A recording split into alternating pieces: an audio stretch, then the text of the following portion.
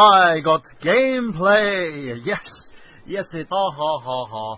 I have this. It's super fun. If you don't know, this is our Best of Generation Awards special. Something started by Brandon Liggan, but unfortunately isn't going to be ended by Brandon Liggan. It was basically a concept brought to us by Brandon in terms of what he wanted to do in terms of the 7th gen consoles and gaming.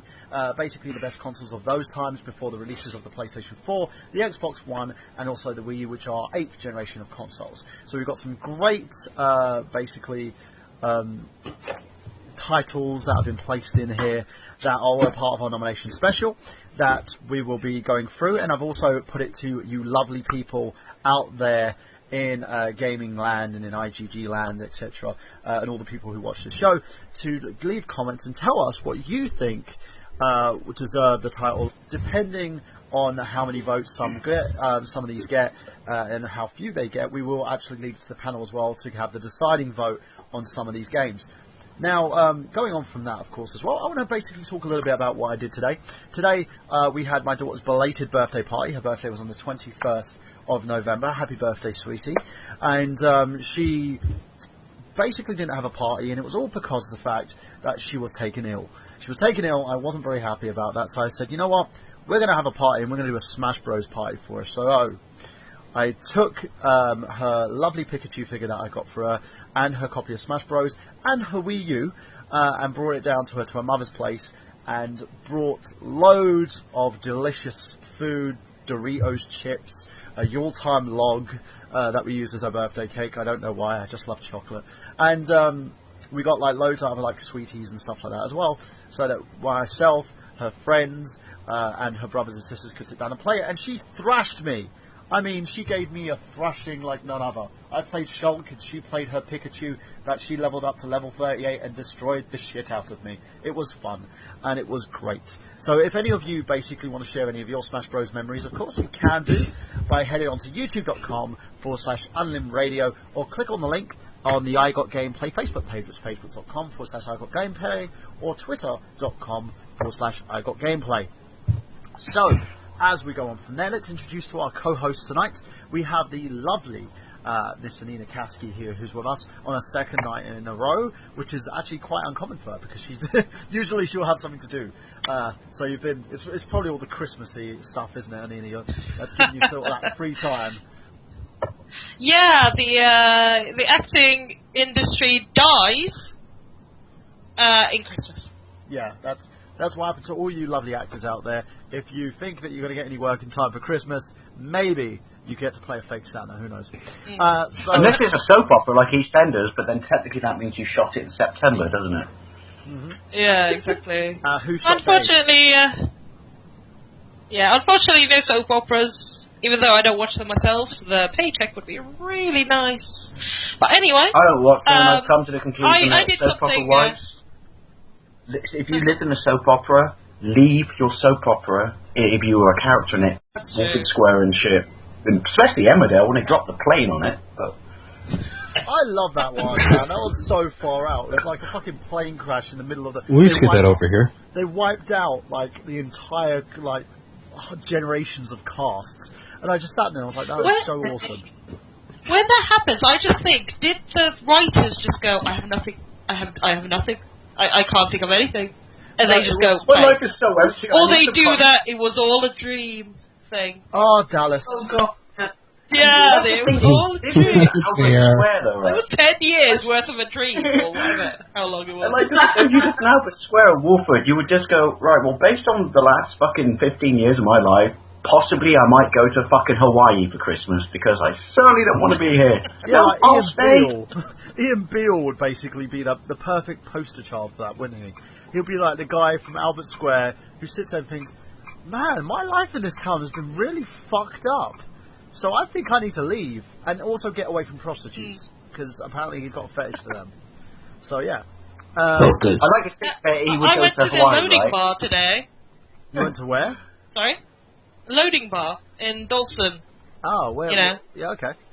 A tabletop gaming, sort of gaming-related bar. I'm sure you've been to it. I've never been there. Tabletop as in like the You've old never been slash to loading bar? No. Oh my god, I need to take you. Ooh, is that a date, Anina? I think that's a date. Yay! I get to stop. Friend date. I get to stop being a You can sit neckbeard. next to me and my boyfriend. Yeah, I'll date him too. I don't care. I'll stop being a neckbeard. He's then. a very handsome. Yeah, I'll be like, No, he's not. I'll be like, do you know you're quite comely? And then he'll look at me and think, firstly, what the hell is comely? And secondly, are you coming on to me? Anina, help! Actually, he's got long hair, so he does get advances from men as well. Before he turns around and goes, Is this, hello. is this after a few pints? Well, this is a brilliant story. Him and his friend, he has this friend who's like a 7-foot rugby player, and this really drunk man comes over and goes to our friend Alex and goes, "You're Steven Seagal, aren't you?" And then he goes to my boyfriend and goes, which you obviously say, yes, I am. No, wait a minute. Are we talking about early years Steven Seagal? Because I don't know if I would want to be mistaken for later years direct-to-video Steven Seagal. That might be a bit of an insult. Oh. I mean, if we're talking... Sideways, he suddenly realised that he's got the gut the size He didn't of specify, Canada's but deficit. then he turned to my boyfriend, who's quite slim, and he's not as tall. He's 6'7", and he goes, "You're the most beautiful woman I've ever seen." He made And me you know, the most beautiful woman that he has ever seen. yes, it's hilarious. And my boyfriend usually has stubble as well, and it was just like, this is beautiful. But He just saw the long curly not hair and affect went, them. But the way people dress these days, I've had that moment when you're walking down the street and you see someone where you like to think he's got, look at that person. It's a blonde, lovely, what wonderful flowing hair.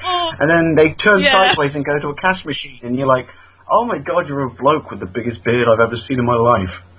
I'm just going to go into the don't feel bad. whatever. You know what? I have to do the same thing. Oh, I've had a situation where I was in the Canary Islands, and a gentleman by the name of Pablo went up to one of my mates and just went, "Hello, my name is Pablo, and I love men with bald head." And then the guy just looked at him and went, and ran off. And he went up to me and went, "Hello," and I was like, "No, save it, Pablo. You know, first, I know I'm second best, okay? I'm never the bridesmaid. I'm always the bride, Pablo. And if you're not going to appreciate me, then I, God willing, will find another man that will." And I walked off, and he was really confused. And my mates were sitting there shitting themselves laughing, just based on that At fact. least try a new line on a different person. Yeah. At least. I think that was the only English he knew. "Hi, I'm Pablo."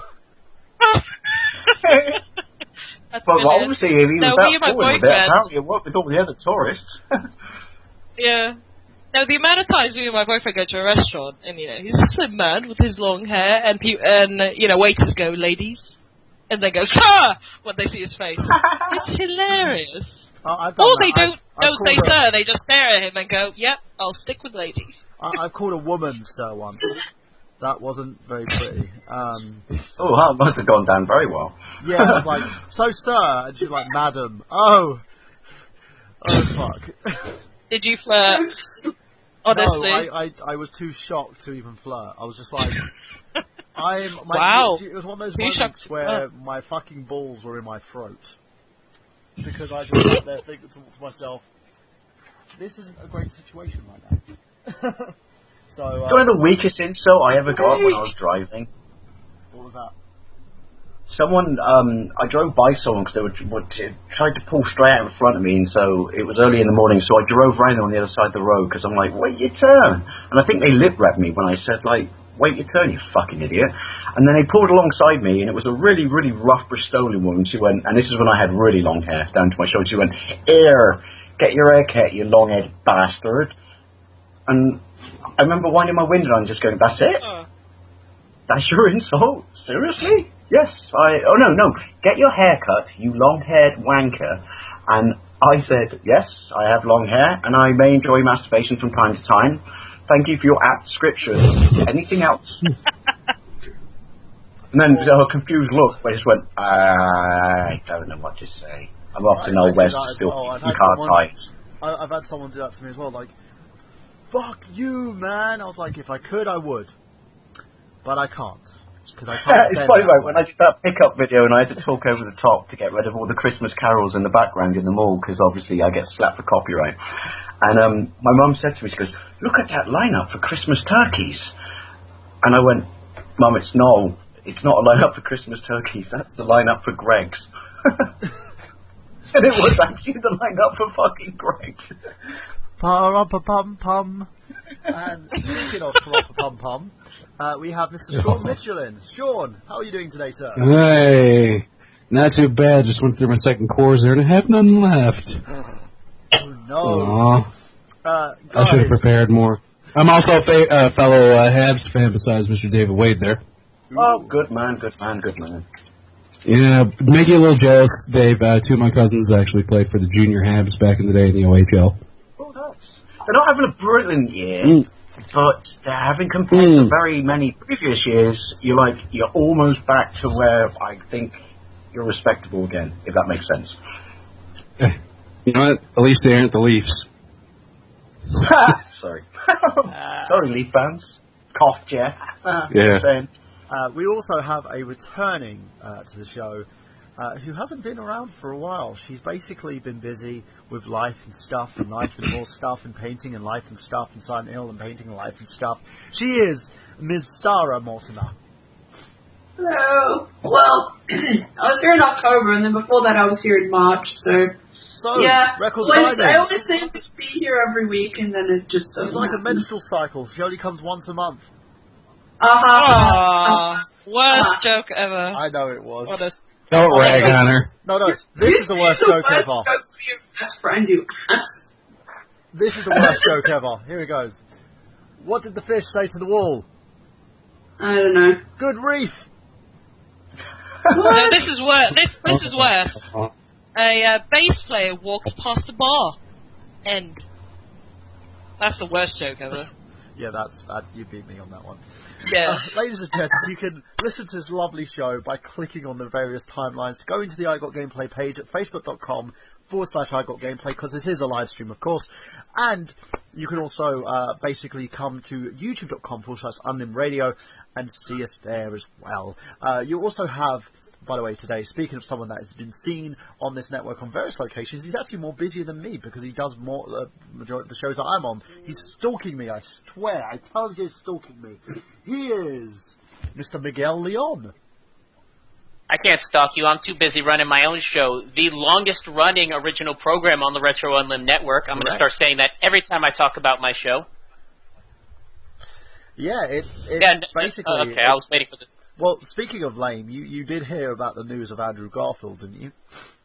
We'll talk about that when we do our Wednesday show, because we'll start with that. I do have an announcement about that, but we'll get into that when we get into the plugs. But yes, I am here the second week in a row for IGG. I'm starting to become a regular now ever since I got my new work schedule. I'm glad to have you back. You're like the wallpaper. You've been here since the majority of the shows, same as Mr. Xander Scullion usually is. But even though we've got a new lineup today. It's going to be a very, very good show as well. So, as we go from that, let's basically do our lovely little news bit. So, news intro, commence! I haven't got my Pac-Man figure yet. Yeah. So, Miguel Leon, what's in the news this week? I was going to leave this for my show, but I figure by the time we end up doing our monthly news episode, I might end up forgetting about this. So I figure what better place to do this bit of news than here. About a week ago, we talked about that infamous hack on Sony Pictures, all the information that got leaked there. Well, it turns out another bit of news has come out that's game-related, actually. It turns out that Sony Pictures is either in close negotiations or in some cases has already gotten the rights to make a cartoon version of a certain video game franchise. You guys want to take a guess which one that might be? Please don't say Mario. Please don't say Mario. Please don't say Mario. It's Mario. Give us the brand. Before you tease us that's more, right. So that's right. A recent email leak has revealed that Sony Pictures is in talks, or at least has been in talks, and in some cases has already gotten the rights to make an animated version of the Super Mario series. And leading the charge for this is actually producer Avi Arad. Now, who is Avi Arad? Some people think that's a familiar name. You may recognize him as the same producer. Yeah, he was the lead producer for Marvel's entertainment branch before being ousted by Kevin Feige when Marvel Studios became a full-fledged production company. Basically, he was the idiot that basically got Marvel out of bankrupt, but was also the guy who sold all their properties, film rights off to other companies, which means that Marvel are kind of having a bit of a pissy fit at the moment over that.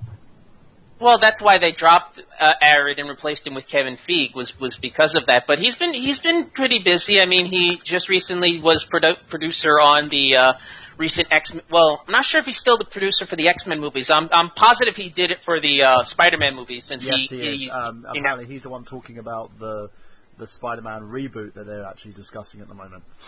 Another one? Aren't they already doing one? Like, right now? Well, apparently, we might as well even fucking talk about this right now. They're stating that Andrew Garfield may not be returning.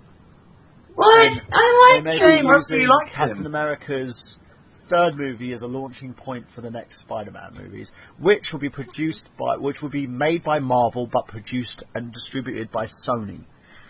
Oh, that's interesting. So they've got around the table and yanked the fire out the... yanked the iron out the fire. They have no idea what to do with the fucking concept. So, basically, apparently Garfield insulted a few of the Sony execs, not attending a banquet dinner hosted by the chairman of Sony's entertainment divisions, and had a last-minute cancellation that he gave, which they found was kind of pathetic. And secondly, he has basically stated that he doesn't want to return without his lovely girlfriend Emma Stone following in tow. I thought you were talking about Garfield, the lasagna-eating cat, for a second. Yes, Garfield the cat doesn't want to return to Sony Pictures to reprise his role. I had a great "you got a case of the Mondays" joke all ready to go until you said Emma Stone, you could say that Andrew Garfield is having a bad. I'm picturing Emma Stone in an Odie outfit now. Oh, and by the way, there is actually a running gag about Andrew Garfield. If you ever watch any show on Netflix, watch BoJack Horseman, because that running gag actually is with Andrew Garfield, where the girl keeps insinuating he's like Garfield. She's like, "Yeah, Andrew Garfield hates Mondays. Yeah, you know what I do to win him over? I'm buying him lasagna. That's Garfield the cat. No, that's Andrew Garfield." Oh, see, I unknowingly made the same joke.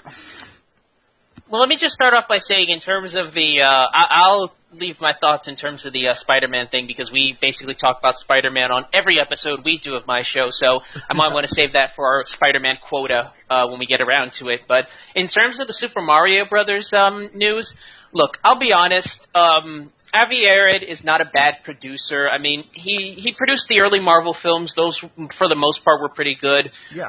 He's right now in production of a CGI version of Popeye, which is being directed by Tartakovsky, the director of the Powerpuff Girls creator. So I'm not too worried about his taste in terms of directors, because that's not a bad choice. And honestly, if he can get Tartakovsky to come back and do a CGI version of Mario Brothers, I'd be perfectly fine with that. I mean, I love Mario, but let's be honest, his animated efforts are not the highest quality, so there's no place else you can go from. But listen, I love the Super Mario Brothers Super Show, but it's not high quality. It's basically just, hey, it's a Mario cartoon. His movies weren't even, like, fucking high quality. We talked about the whole Mario retrospective when we talked about Bob Hoskins and Daily Gozano basically just getting fucking drunk as ass off set. You know? Yeah, so Mario's big screen efforts are not the highest quality, so there's only one place he can go but up. So I'm okay with Sony being the production company for a Mario Brothers movie, because, I mean, at worst it'll be mediocre, because I can't really think of any bad CGI movies. I mean, most of them that come out are just mediocre at best. Really? Well, name one. What's a bad CGI movie? It may not be what the fans want, but I agree with Miguel, at least in the sense of its Sony Pictures, it's going to be polished. Food Fight. Yeah. Well, hold on, that was an independent work. I'm talking... You can't pull out Food Fight. That was an independent work. I'm talking about... You said name a bad CGI movie. Food Fight. Name a bad CGI movie by a major studio. Even DreamWorks movies, and they're not the greatest movies, but they're not bad. I wouldn't say that they're terrible. They're wholly mediocre at best. Same thing with Blue Sky. You know, CGI, you're pretty safe in terms of your quality, because, like I said, it takes a lot to make a bad CGI movie. You pretty much have to be food fight at that point, but I think we're in good hands. I'm okay with this. Sony deal. Before we move on, which I just like to say, what's the last truly great CGI movie of recent years, if you had to pick one and call it on the spot? Frozen. Wreck-It Ralph. Yeah, I'll say Wreck-It Ralph. Oh, I love Wreck-It Ralph, yeah. If you're looking at an all-round adults, kids, animation, CGI, I would say Wreck-It Ralph. And yeah, Miguel, I have one. Planes. Planes was mediocre. That wasn't bad. That was mediocre. That was just an excuse to sell toys. It was, but it wasn't poorly made. I mean, it wasn't the CGI equivalent of the Super Mario Brothers movie we're talking about. Okay, fair enough. You know, and I say Mario Brothers movie in one statement, which is based on my musical taste. I hate the band Roxette, but at the same time, when the music video that they did is clearly head and shoulders above the movie, oh, that's a sorry state of affairs right there. Nothing's gonna stop us now. Well, my mate likes to call it. Is that stupid fucking music video where they sit in front of a chair and someone turns into a fucking dinosaur at the end? I went, yes, that's the one. I love Roxette. They made Mannequin on the Move just sound awesome. Now, going on, Miguel, do you have any more news for us? Yes, I did. Let me pull up the article. This one I kind of found attached to this one. Let's see. Okay. I'll just read the title and I'll go right into it. Title: Sega looking to turn Streets of Rage, Shinobi, Altered Beast, and Crazy Taxi into movies and TV shows. Okay. Crazy Taxi. Yeah, I'm reading the article right now. As reported by Variety, media executive Evan Colfin, who's worked with such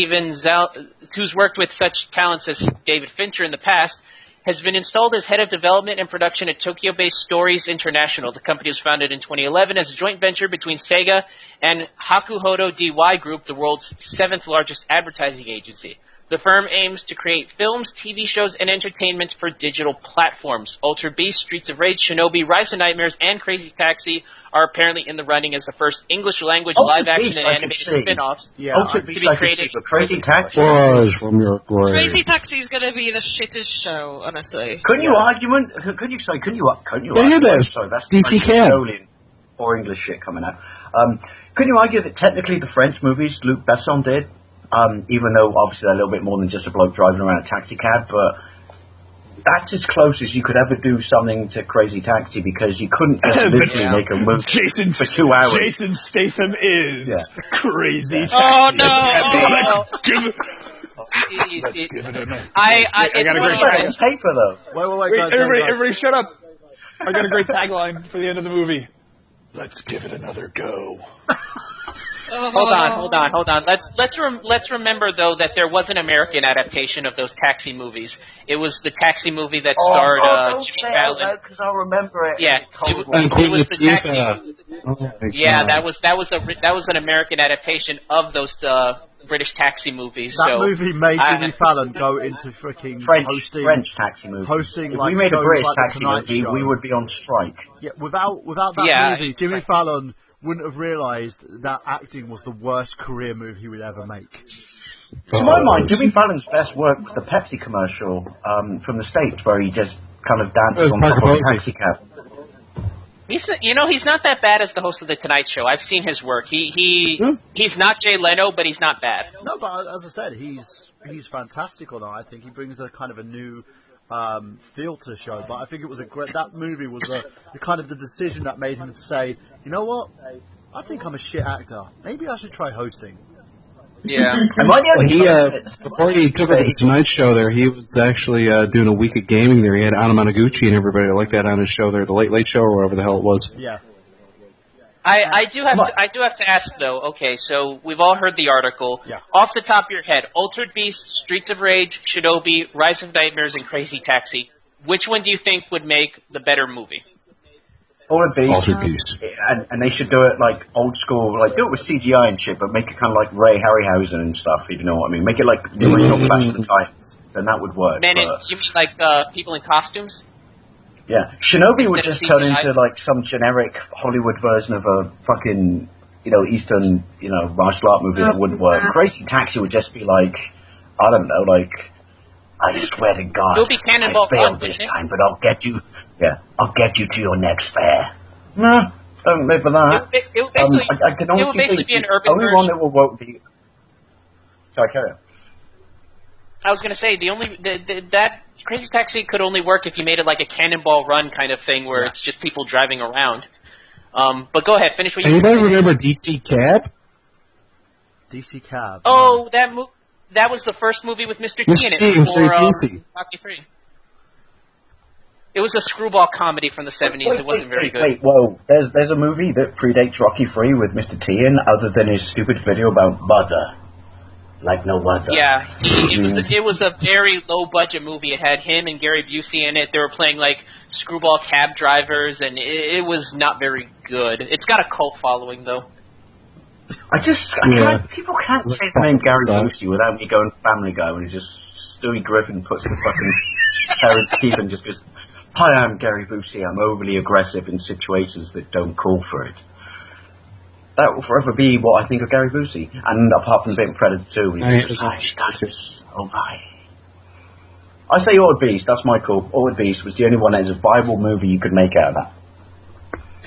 Okay, one joke for you guys. Why was 5 afraid of 7? Why? Because 79? Yeah.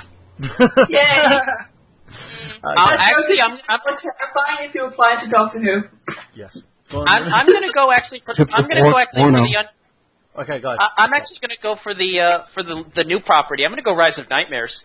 I think there's a potential for a horror movie there. Maybe not good, but from what I've seen of Rise of Nightmares, it's got enough of an imagination. You get the right director attached to it. I think you get something good out of it. I would not. Problem is, if you take a video game and you make a movie, everyone just goes, I must make it a PG-13 to, make the most money out of it possible. And then any idea that could have possibly translated to the screen is immediately lost because it becomes a child's movie. For me, I would really, I would basically look at as the best way to do it would be to go for Altered Beast, because Altered Beast would be an awesome way of, it's like,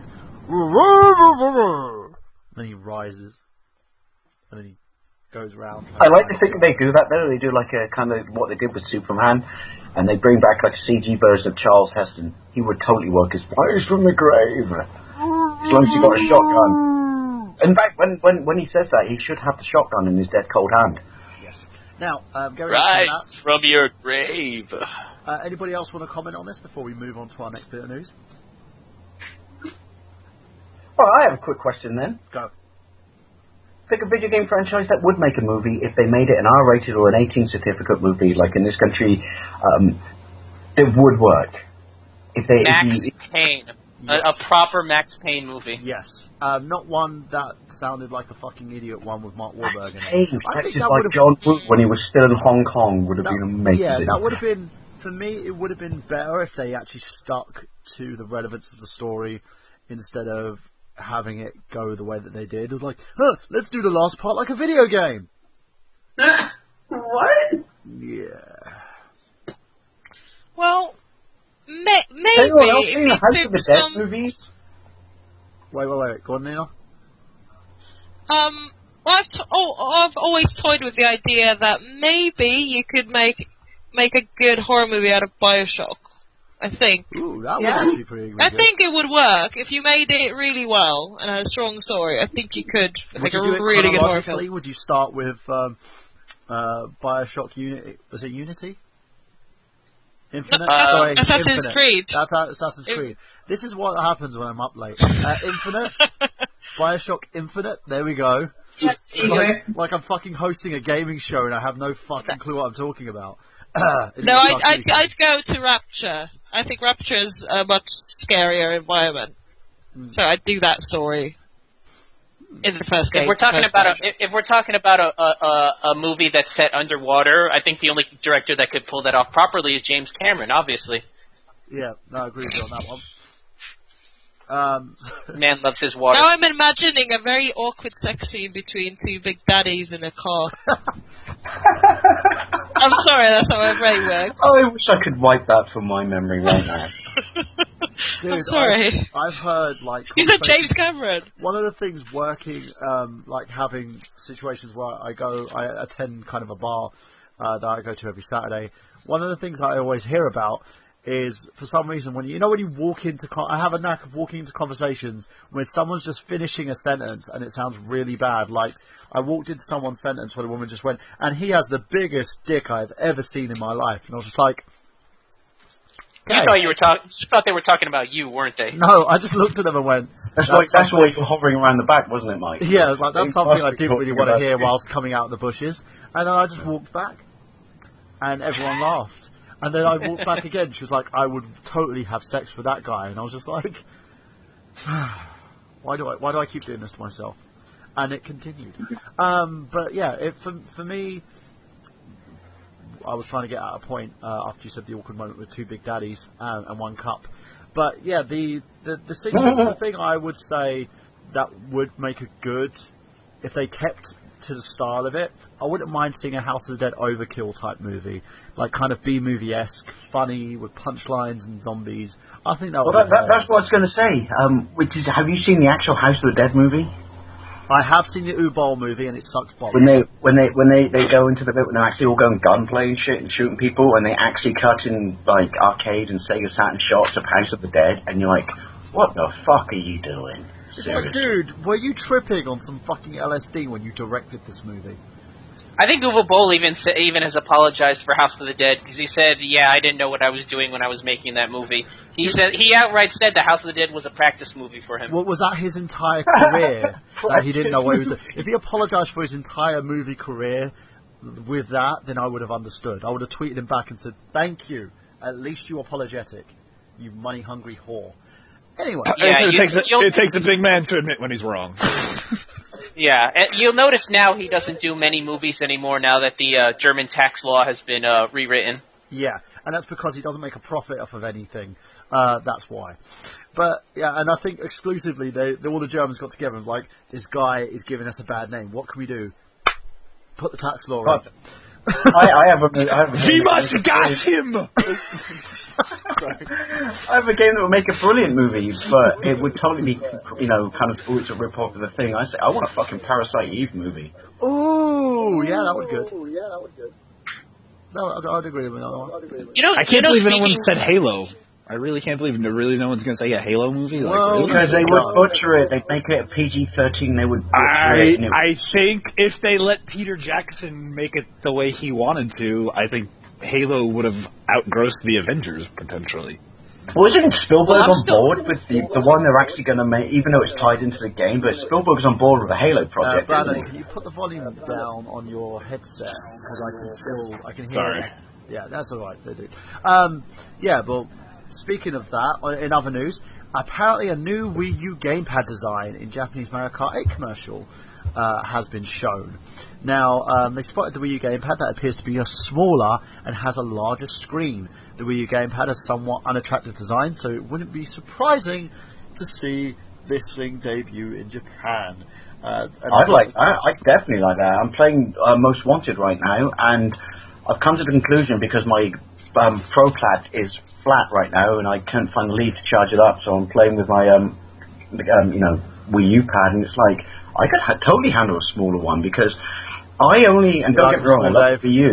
I only use it, You can totally. Maybe I should just play my regular one in the cold or something.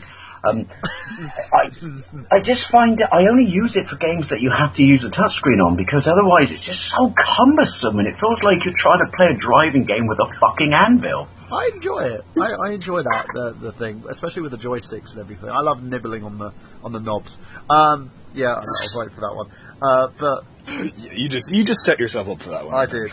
And but it's for me, if they do a new pad with a different design, what I'm waiting on, and Nintendo, because you've listened to me, because obviously most of your business moves have been made from I Got Gameplay, because every time I kept talking about it, you guys just seem to make yourselves done it, like with the amiibos, and I'm sitting there holding my mouth in my hands. It's so big. He's talking I saw about your the picture on figure. Facebook. You're holding your muff? I thought you were a bloke. Well, you know, seriously. in my hands, because he's so big. He's rigid too, isn't he, Michael? I would say, do us a favour. Put these gamepads up for sale individually, and do it so you can allow more than one player to use these fucking tablets. Oh, that'd be a good idea. Yeah. Yeah, my kids would love... You can run 2 tablets. Yeah, even 4 of them. I would love to basically have these things that replace the motion sensor pads and just have 4 of these tablets run at the same time, because I would totally buy them. Shoppers would totally buy them. Get them out there, even if it's like the smaller design ones. I would like to add them to the collection, so you've got like an extra gamepad for the Wii U system as well, because it would Gamepad Lite. I'm actually on board with this, by the way. Gamepad Lite, I'm actually on board with this. Yes. Yeah, and it's not who actually has a Wii U here, by the way? In all this group, in this forum, who actually has a Wii U here? I do. I have 2. Because the reason I want to say this is... I know, I'm a greedy bastard. Unlike all my other consoles, you know, even if I've been particularly if I've been drinking or something, having a late one or something, am I the only person who takes his Wii U pad and before he puts it away, before he goes to bed, and just thinks, I must make sure I put you somewhere solid that will not collapse and quite possibly is out of the reach of any small children, because you're so fragile. Yeah, dude, I was the same thing. I basically, when the kids are staying over, the Wii U tablet goes right on the top shelf of an IKEA Expedit. I'm now paranoid, because mine's actually next to me on the bed right now, and I'm thinking, oh shit, if I roll over, I'll kill it. It's not a small child, Dave. Or an animal. Oh no, I killed them anyway. They're all buried in my back garden. But I'm sure. But anyway, Nintendo, go for that idea. And speaking of Nintendo, for all you naysayers out there who sat there shitting on Nintendo, talking about how Nintendo weren't going to survive and how they're going to make a new console. Yeah, because Nintendo is going to have a next generation console because they need a true next gen console. I know it's going to be those people who are privileged sitting in there basically turning in their graves, and I'm going to reveal to you an article of how much Nintendo have made just on this holiday season. Okay? Just during this holiday season. I think you mean Christmas season, Mr. Burhan. Well, holiday season at the moment. And the reason why I'm saying holiday season and not so much Christmas season yet, because it's not Christmas yet, is because Nintendo have managed to make a huge chunk of sales, not just by selling Wii U's, not just by selling 3DS's, not even in game sales. They've made a huge chunk of sales, and does anyone want to think what sales they've made, how they've made these sales? Figures. Games and amiibos. Oh, the figures, yeah. Yes. The figures. Yeah. I'm going to give you guys an estimation of how much Nintendo have made just from amiibos alone. It's ridiculous, based on the fact that Nintendo have just killed it. They've managed to find a market in an already existing market, because you've got the Skylanders, as Miguel pointed out. You've got Disney Infinity. You've got basically these big kind of toy-based gaming peripherals. Sorry. Peripherals. There we go. I didn't know you spoke French. Peripherals that are out there. Metal. Such as the Skylanders, such as like the Disney Infinity figures, which have now, with 2.0, have the Marvel attachment to them. Nintendo have made a lot of money during the holiday season. I'm trying to find the article here because it was I posted it on my timeline a while ago. Now, let me see if I can find it. Okay, Nintendo.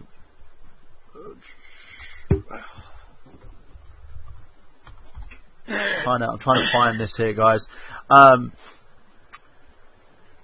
Okay, Nintendo officials new updates. Wow, a Legless Peach amiibo is going for 2,500 on eBay. Yeah, and I'll die a happy person. It was it that era the twin cannon Samus was going for that much? Yeah. Okay, so they basically reimagined the baseball card. Mm. Yeah, Nintendo's like, see, they might not be the first person to do something, but they'll sure as shit improve the hell out of it and make it accessible to everyone. Yeah, I agree with that. That's what I like about it. When people say to Nintendo this, they take someone else's idea. No, Nintendo, maybe it wasn't their idea, because you could argue collectibles have been around for ages, but Nintendo, and I agree with you, mate, Nintendo takes something and then they polish it, and don't just put their own spin on it, but they basically just say, yeah, this is our shot at it, look how much better it is than everyone else's. Yeah. So basically, the story, I've managed to find it now. Nintendo's holiday sales profit is set to be the best that it's ever had in years. Right? A company once touted as being one of the worst gaming companies out there by some fans, and even stating that they are killing, or even going down the path of Sega by intentionally killing the Wii U, has managed to do the impossible.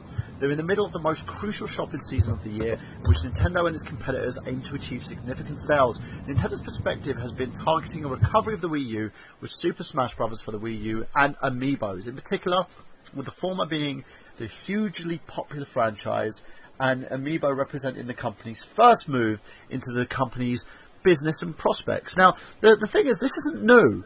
When Nintendo first released the Nintendo Entertainment System, they marketed the system as a toy. And what did they put with that system? Mr. Dave Wade? Rob. Thank you, Sean. Rob the robot. Now they've kind of used that old idea and catered the Wii system. It almost feels like they were bitter that he wasn't appreciated in the way, Gyroscope was a shit game, but it's almost like they were bitter in the fact that it was never taken the way we wanted it. We will revisit this idea one day, and we will make it shine. And they have done with these Amiibo characters. And then, it's been reported by Bloomberg, a number of analysts have been raising their profit estimates for Nintendo since last September.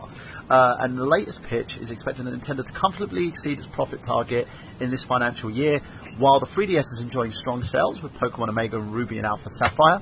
The Wii U is improving fortunes as largely attributed to Smash Bros. And Amiibos. And as stated above, in addition to the impact of May releases of Mario Kart 8, Tomoki Kasawaki, a Tokyo-based analyst in the Awa Cosmo Security Co., has expressed cautious optimism.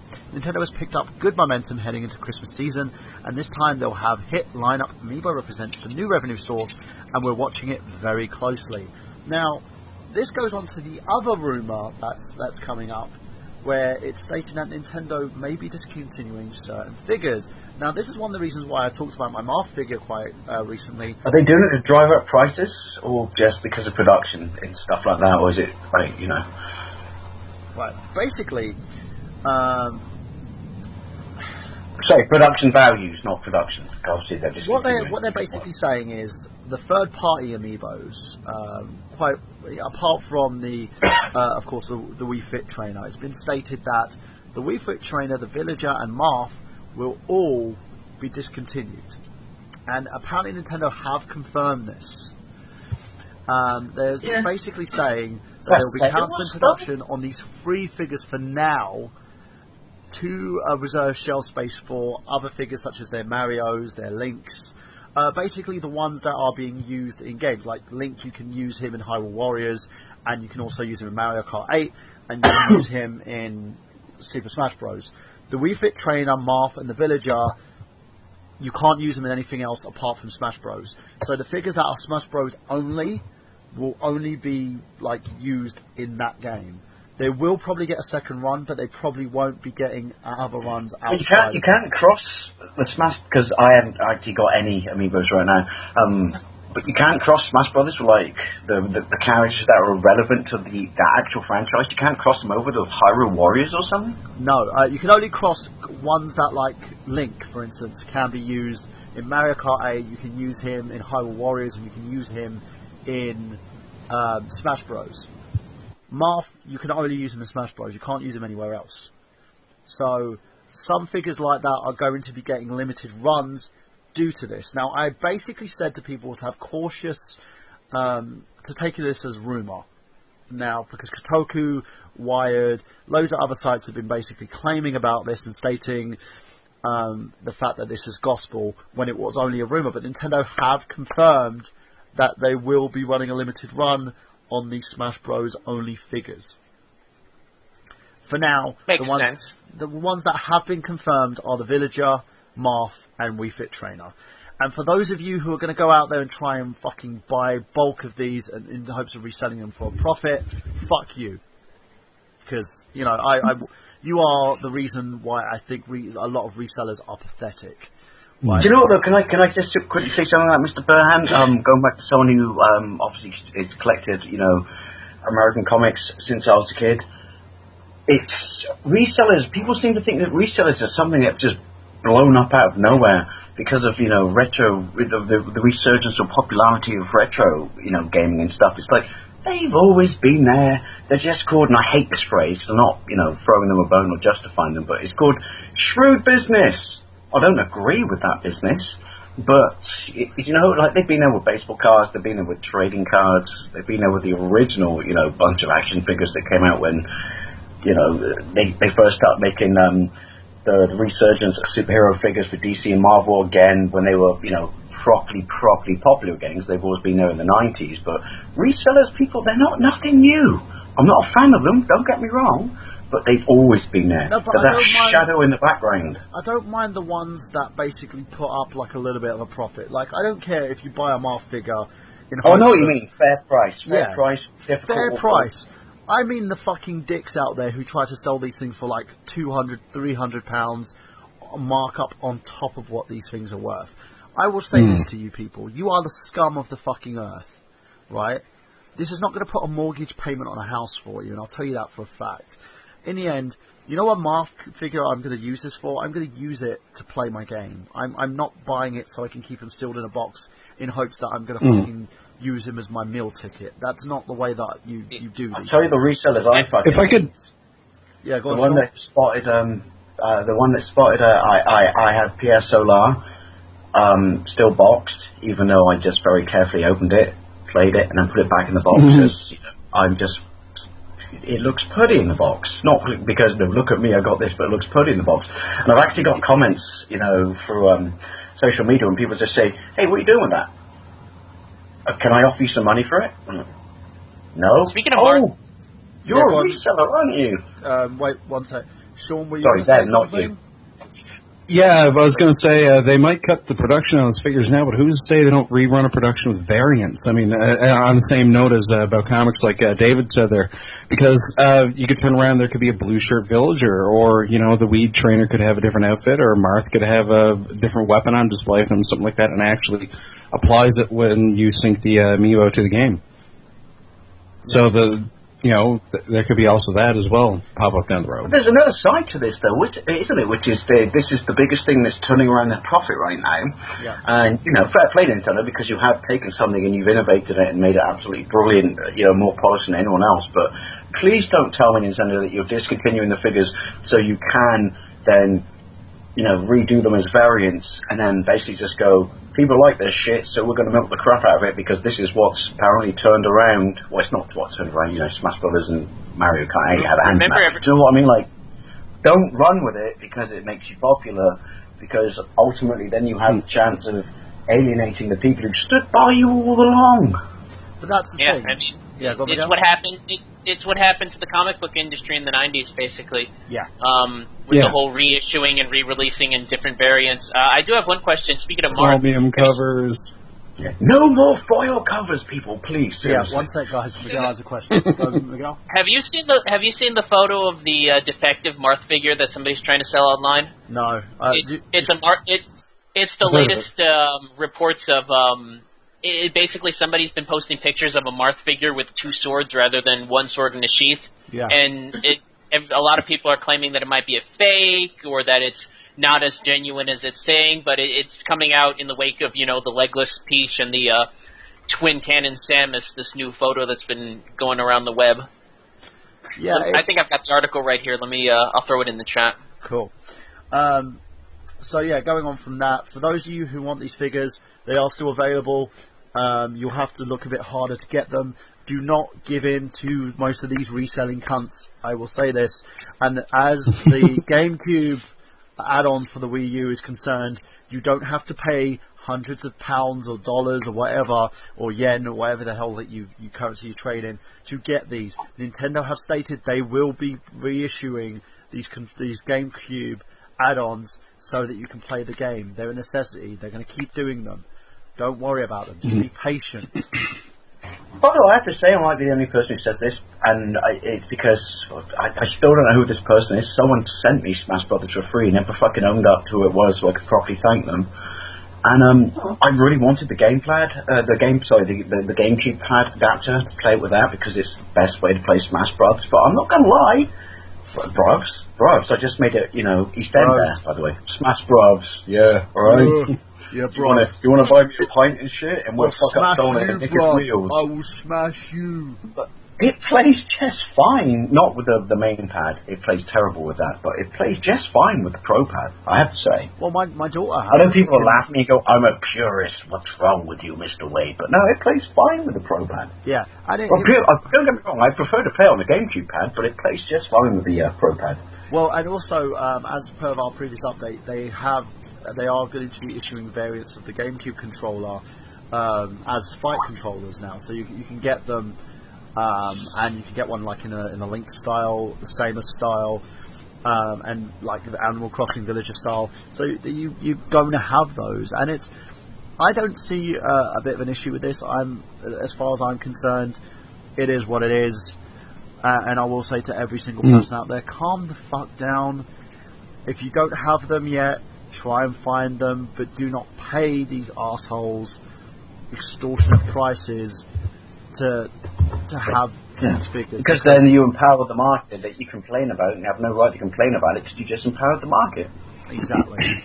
Well, this happens whenever people see there's some value or some rareness in something. It's just greed. I was buying this is off topic, but I was trying to buy a radio drama that was on BBC Radio 4 maybe 5-6 years ago, something like that, and I love it. And I was trying to buy this CD, Cabin Pressure, and now, because it had Benedict Cumberbatch in it when he was like, in his mid-20s, before he was famous, now people are reselling it for 800 quid. What? Wait, what? 800 quid? Yeah, for a CD. What are they reselling? And I'm like, it's a CD comedy, radio comedy. So they're like half-an-hour episodes. There's maybe 10 episodes on a CD. Someone was reselling it for 800 quid. Which I went, oh, okay, no. I found it, yeah. No, thank you. But it's the same thing. Just because it has now a very famous person in it, back before he wasn't famous, it's ridiculous. I just waited maybe a month and, BBC reissued it. That's a question for everyone, which is, what do you own? What do you own? Like, whether it's a radio play, whether it's a game, or what would... all of a sudden, in very recent years, and I mean literally in the last year or so, just suddenly took off on fire on fucking eBay and shit like that, and you just went, I don't get why. But I own it. And it's like... Go on, Miguel. I have a whole... My iPod Nano. Binder. Yeah, I was going to say, I got a binder of, old Yu-Gi-Oh! Cards that used to be worth something, and I tried selling them last year, and it was like, yeah, these things aren't worth anything anymore. And keep in mind, a year or two before that, I had cards that were, worth $100. I'd be lucky if I got 5 for them. It was so heartbreaking, because it was like, well, there goes, that's a spirit breaker. I still got them. I haven't sold them yet, but they're there. I've got some really rare stuffed animal toys. I've got a Roger Rabbit that obviously they haven't made for yonks, so I could get something for that. But I'd never part with it.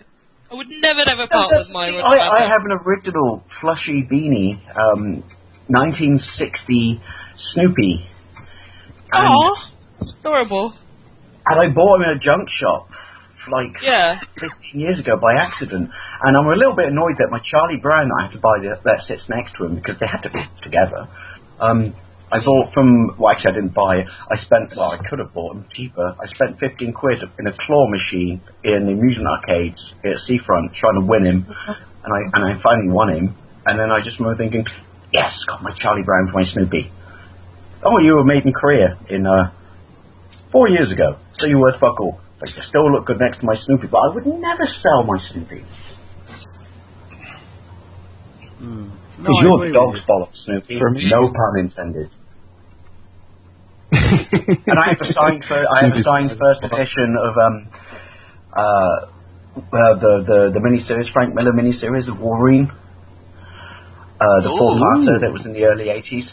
I had to sign one of that, and he didn't sign it for me, and I had the certificate of authentication, and I bought it from a comic book store in like 1988, and I thought 25 quid was expensive then, and it's not, because it's like when you get the certificate, it basically says, yes, Frank Miller signed this, and yes, it is a grade A+, copy of his comic book, and I'm like, right, he didn't sign it for me, but I could never sell that. That would tax, because my car tax is about to run out. That would tax my car, but, twice.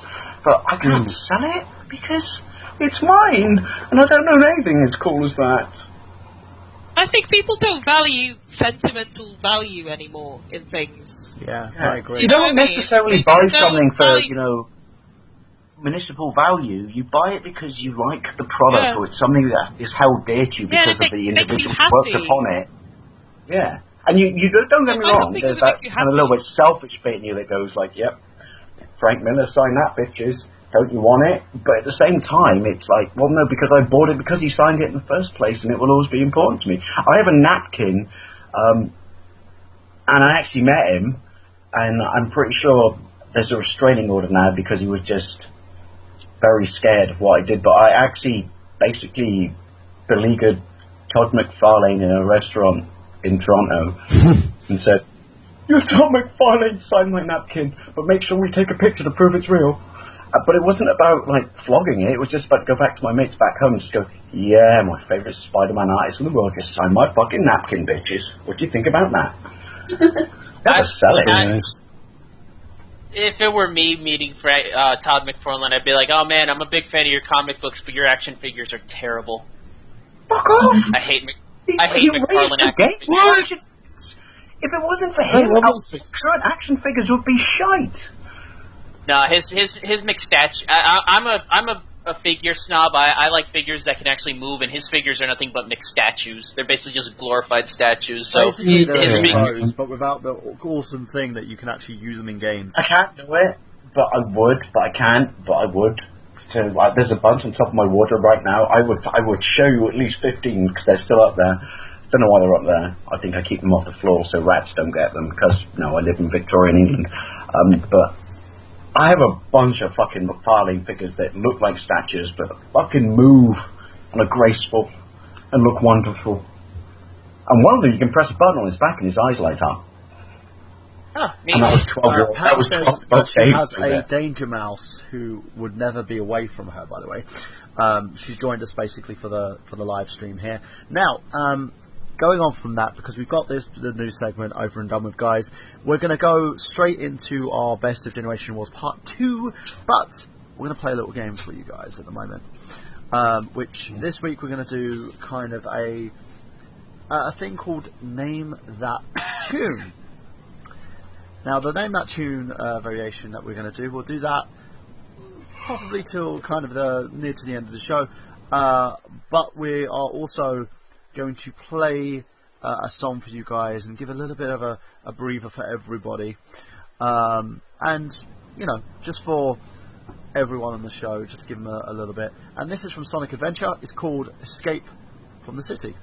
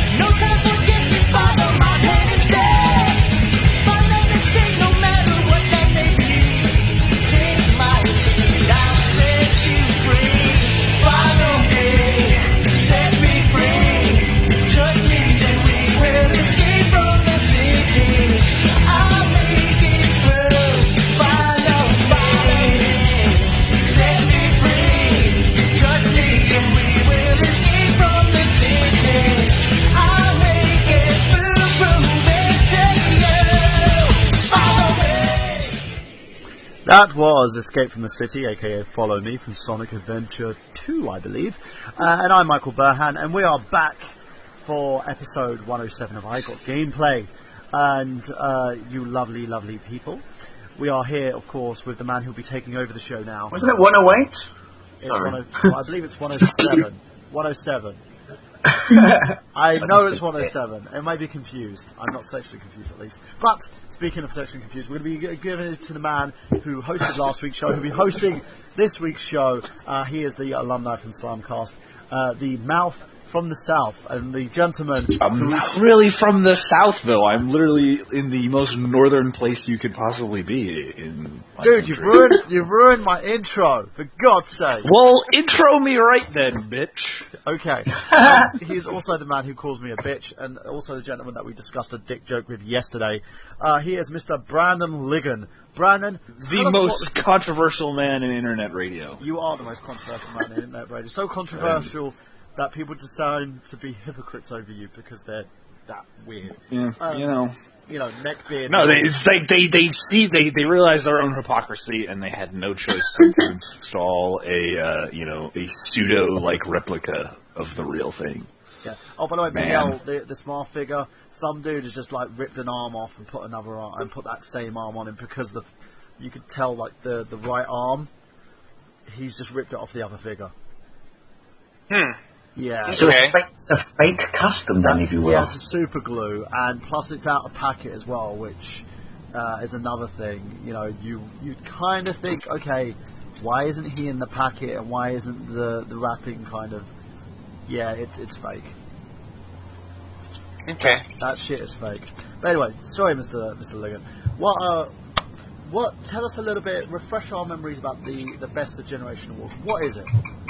Alright, so if you didn't watch last week's show, I'll go back. Yeah, I mean, what the fuck is wrong with you? Yeah. So I had this idea way back many niggas ago when I was a young girl listening to How You Flow. Do this idea that we could commemorate the best games of this console generation. Because, let's face it, developers are now moved on from the Xbox One, the PlayStation 3, and the Nintendo Wii. We're on to the next one, on to the next gen. So let's honor the past before we move forward. Of course. And, somebody didn't like that idea at first, or they didn't like that I came up with that idea. So that idea sat on my bearded individual with like a Seth Rollins blonde hair. Whatever, man. Whatever. So there the idea sat for a year until I sat upon the toilet one day on my iPad and noticed the notes that I still had on. Well, you actually take shit on your iPad? Wow, that's impressive. I mean, I do most of my communications on my iPad. I'm just making a bad joke, Mr. Liggan. The way you worded it. Would you call it an iToilet? Get it? No, I mean it was definitely one of those. The whole how we came to doing this episode was definitely one of those moment of clarity toilet revelations. Just oh hey, this is an idea. We should do this. So if you listened to last, sorry, I have to do one more joke. Toilet Revelations 3D.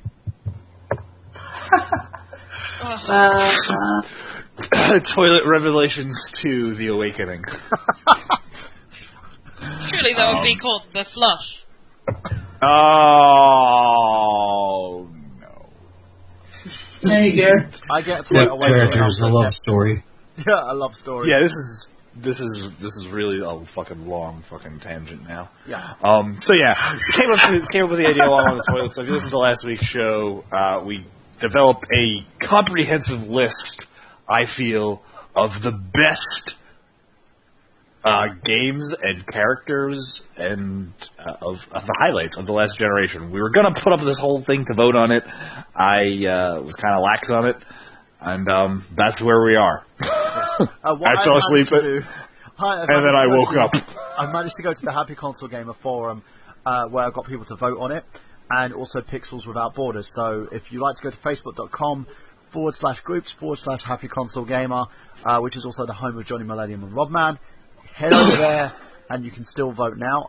Basically, we put the selection of Best of Generation titles, the categories that are part of this, which I've also added to the Skype chat, and we've got some interesting results based on those.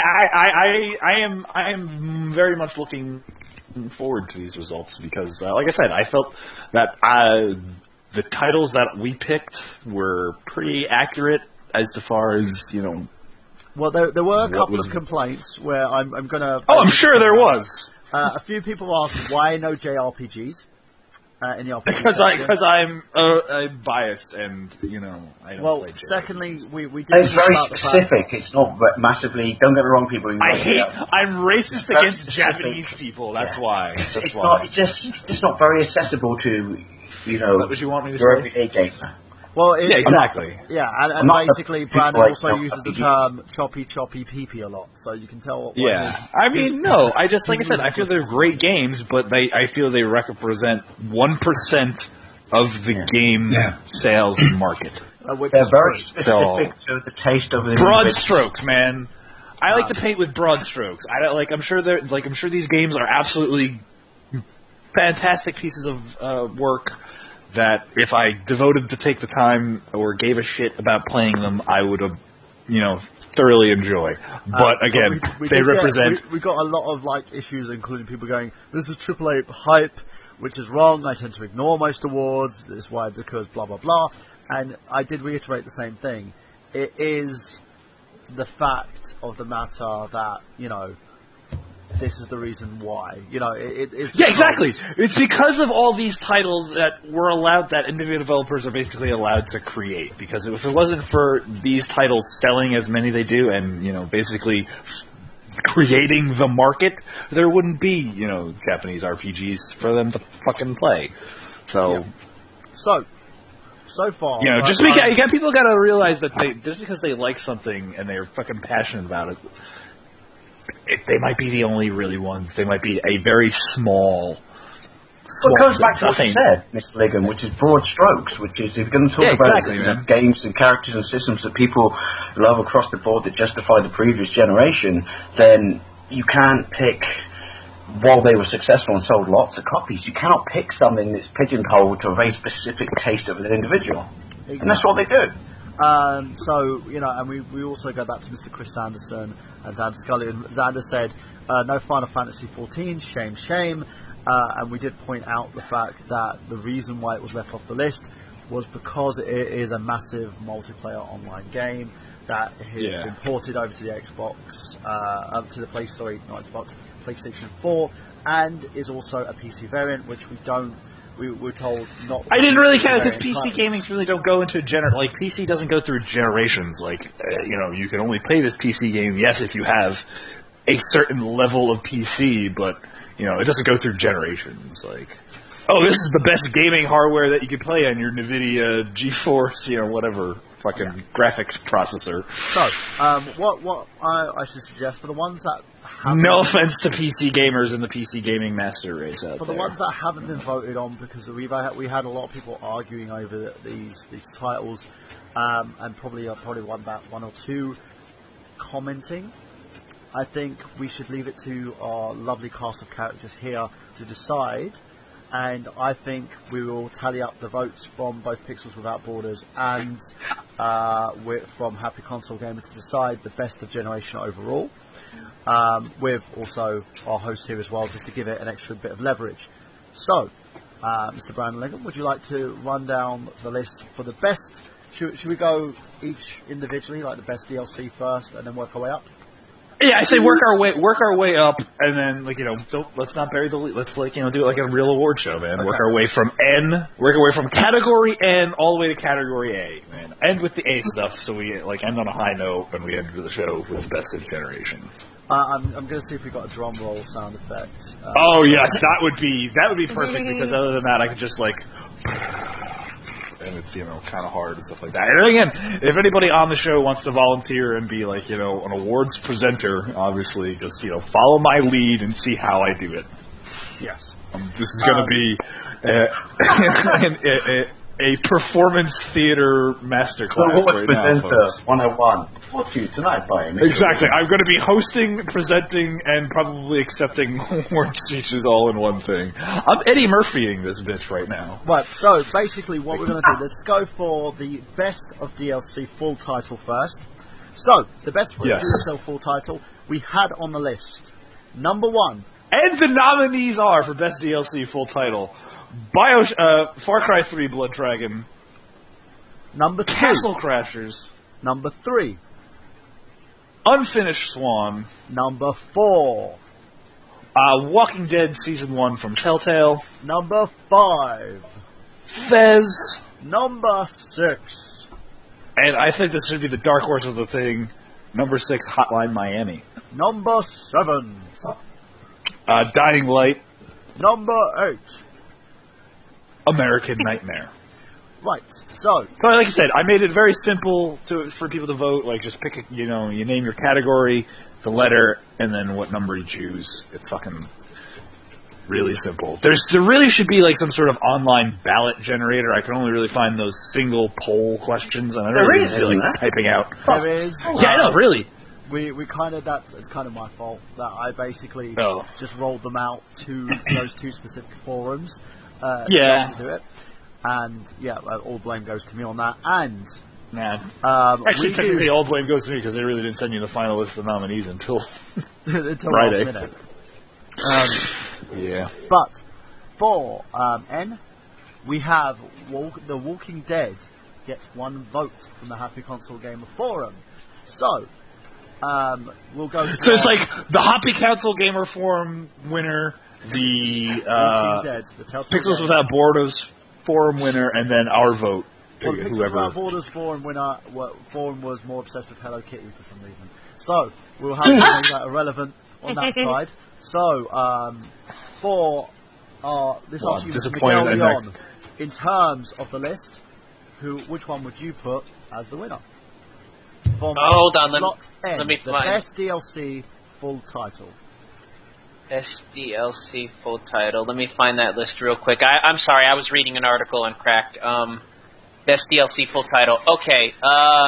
Off the top of my head, I have to say sorry, Miguel. It sounded like you said, "I'm sorry, I was just reading an article on crack." Yes, really? Miguel loves the crack pipe. Now, anyway, continue. If I have to pick best DLC full title, it would probably have to go to. I'm going to say for production value alone, I'm going to go Walking Dead Season 1. I really feel like Telltale really upped their game with that one and really brought back adventure games with that title. Number 2 for Walking Dead Season 1, Anina. My vote goes to Unfinished Swan, which was my nomination anyway. Controversial. So, I'm biased, but tallying this was 2 for The Walking Dead, 1 for Unfinished Swan. Mr. Dave Wade, Lawn Boys host, 1975. What would you place? You know I'm a massive zombie whore, and that's not me clouding my vision or my judgment upon The Walking Dead because it's such a very well realised and executed, episodic game. It's like, I'm sorry, I'm Walking Dead people all the way. 3 for The Walking Dead. Wow. Mr. Sean Michelin. Running away with it. Well, I'd never really played too many on that list, but I did play Far Cry 3 Blood Dragon, and I'm a child of the 80s, and I love those fucking B-movies and shit that they're kind of hinting at, as well as like the Terminator, and just the intro level where you're getting used to the controls, and I just cracked up playing it, and I mean, you even do like the helicopter pass around with the little Richard music playing, and you're just using the minigun, and I'm just like, oh, painless. So, yeah. Far Cry 3 Blood Dragon. Okay, Far Cry 3 Blood Dragon gets 1. Miss Sarah Mortimer. I'd probably say Fez. I haven't really played a lot of these on the list either, but I watched my boyfriend play Fez a lot, and probably my favorite bit, aside from the music and the gameplay, is just the way that you can change from 2D to 3D. It's a really interesting concept. So it's probably that one. Okay, I'm actually going to be going for... I wanted to say Castle Crashers, but I'm going to go for 4 for The Walking Dead Season 1. So, host of hosts, drum roll, please. Well, that would make it. I mean, no matter, regardless of what my vote is, I was going to vote for Far Cry 3 Blood Dragon, but the winner is Walking Dead by almost unanimous consent. I mean, that's 3 votes. The yays have it, make a special nod to Telltale right now, which is Telltale, man. Telltale's going to have a big. Telltale's going to have a big award package sent to us from the IGG offices, that's for sure. They get their own IGG somewhere. It probably might get lost somewhere, but it's in the mail. The trophies are in the mail for your best DLC full title from Walking Dead. I'm honestly surprised. It's a figure of Michael Burhan. Yes. So on a pedestal. If you don't, it's a picture of me naked, balls deep on a pedestal. Now going. It's a very rare limited edition Michael Burhan amiibo. Yes. It's only one ever made, and you can't find a disfigured one. Actually, you probably can. And it doesn't actually work on your Wii, so it's really just a figure. So, let's go to slot M. Best DLC add-on category. Number 1. Dragonborn from the Skyrim DLC. I really thought this was the best one. We had to pick one DLC from Skyrim, so this one made it. Number 2. Red Dead Redemption Undead Nightmare. I mean, zombies, the Old West. Sorry. I mean, what's not to love? 3. Last of Us Left Behind DLC. I mean, I think it continues the adds content to an already great game, so that's what it is. 4.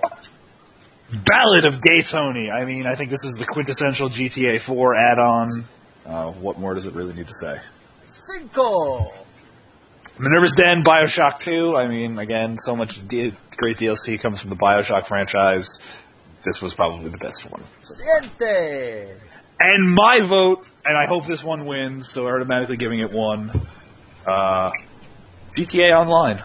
So, GTA Online has got 1 vote from Mr. Liggan. We'll go to the Happy Console Gamer Forum, where we find out their pick for slot M, which was The Last of Us Left Behind, which also receives 1 vote. Mr. Miguel Leon. Got it.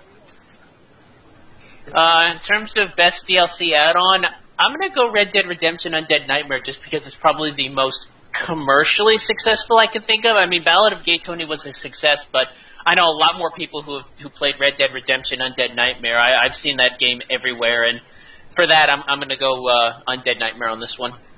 Okay, that's interesting. Anina Khaski.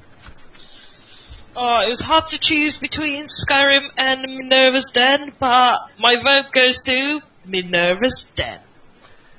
So, we are tying at the moment with 1, 1, and 1. So, Mr. Dave Wade, do you think you can even it out for us? I think based upon my affliction for zombies and my last comment, but bear in mind, people, it's not because I love zombies. I do. Not in that way, because that's illegal. But, it's...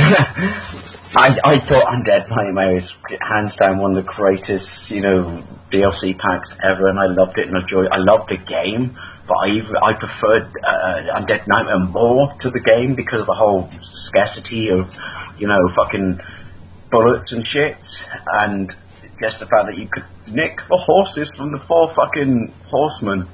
I think that's hands down one of the greatest DLCs ever made. So, Mr. Sean Michelin, your choice. Just because I'm a Bethesda whore, I gotta say Dragonborn from Skyrim is a pretty good DLC there. I got the Legendary Edition. This is going to be an interesting category. Undead Nightmare has got 2 and is leading the pack. Sarah Mortimer. I'd probably say the Last of Us DLC. I like to give some backstory to Ellie.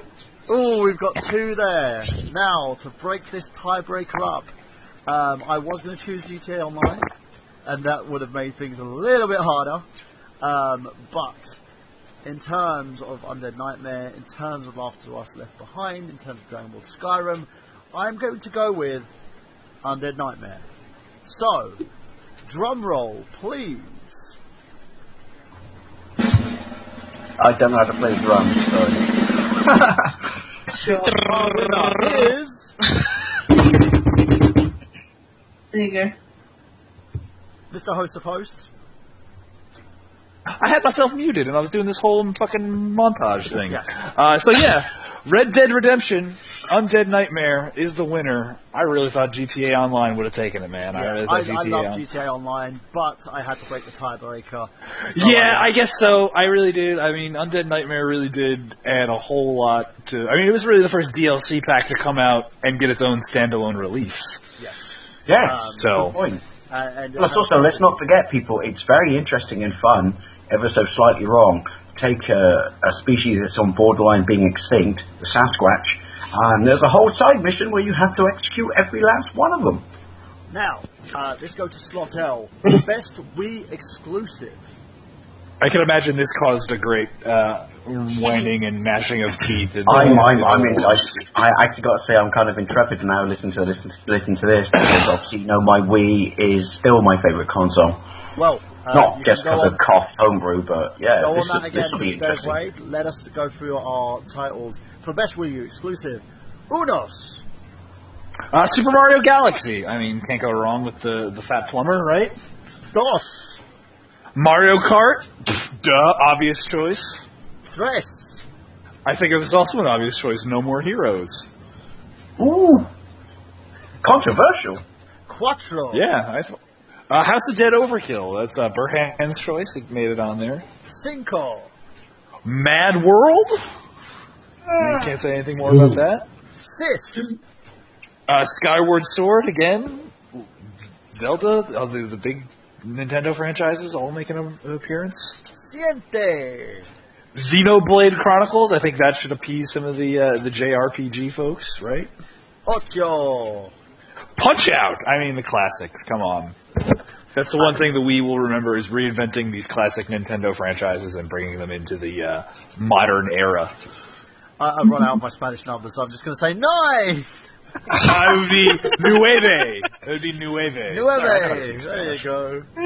That'd be Animal Crossing. I mean, I think if it's one thing that the Nintendo Wii or Nintendo consoles have succeeded in recently is getting over the Animal Crossing franchise.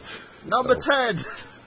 And this is going to be my vote, number 10, because I think I played this game more than anything on the Wii, and that's Wii Sports. And it's also the highest-selling game on the Nintendo Wii. Ever. Let's go back to the Happy Console Gamer Forum to find out their pick for this one. And it is number L, which was No More Heroes. And I'm going to second that. So that's 2 for No More Heroes. So, let's go to Miguel Leon for his pick for Best Wii. I'm going to go with, let's see. I'm actually going to go with one that I don't think most people thought of because I really enjoyed this game. I thought it had a great sense of humor. I thought the visuals were great. I know Super Mario Galaxy and all the Nintendo properties are high quality, but I'm going to go with Mad World. I think that's a very underrated gem, and I think it's a very high quality game that I think really should have been a lot more successful than it should have been. That's number 1 for Mad World. Got it. Do you know, in this country, by the way, you can buy Mad World right now in any second-hand gaming store for £1.50, and I think that's a shame. Don't get me wrong, I would recommend it to anyone to buy it because I love that game, but £1.50? That doesn't show love and respect for the title character. What would you pick as your Best Wii exclusive? No More Heroes. So that's 3 for No More Heroes. Do you want to know why, though? Because everyone fucking slated on the Wii and said, oh, it's just, they port fucking PlayStation 2 games and give them dodgy motion controls and there's no adult content and stuff like that. And I love No More Heroes, even though the second one is a far superior game, but the reason I love No More Heroes was it was the first game, at least to me, that popped over the Wii and just went, I gotta fucking... Well, I was really kind of honoring the franchise. When any kind of game where it has like a sequel or more, I'm just really kind of honoring the franchise. Oh well, yeah, then in that case, definitely. So it was just brilliant because it was fun and the motion controls went through the roof, but they were fun to do, even though it looked like you were masturbating as a male when you had to charge up your sword. But it had such a great sense of humor. The fact that you saved your progress by taking a dump, and it was so customizable with like your t-shirts and your jackets and shit like that. I think No More Heroes is probably a game that came out on the Wii that a lot of other people looked on and went, well, possibly we can manufacture or market adult games to this system. Cool beans, yo. Right, Cool beans, so, Dave. Anina, All right. your choice. Based on purely the most fun I had on the Wii, I will have to say Super Mario Galaxy. Okay. Hours and hours and hours of fun. So that's one for Mario Galaxy from Anina. Sean. Well, I gotta be on board with these guys. Sega and Nintendo make some real magic together, so I'm gonna have to go with Mad World. I enjoyed it thoroughly. Ooh, Mad World creeping up into second place now. Sarah Mortimer. Same with Anina. The most fun I had was with Super Mario Galaxy. I would have gone Skyward Sword, but the controls just fucked me over, and I stopped playing. I gave up. So yeah, Super Mario Galaxy. Be honest with me, right? Because I love that game and I completed it, and I complete very few Zelda games, but. Yeah. And I understand that if you're like a Nintendo character, like Link, that we shouldn't give you a voice or stuff, but current fucking Zelda games just get on my tits because just everyone else can have a voice. I accept that Link can't have a voice. Everyone else can have voice actors, but this you sound like a stupid fucking droid on the Death Star in 1977.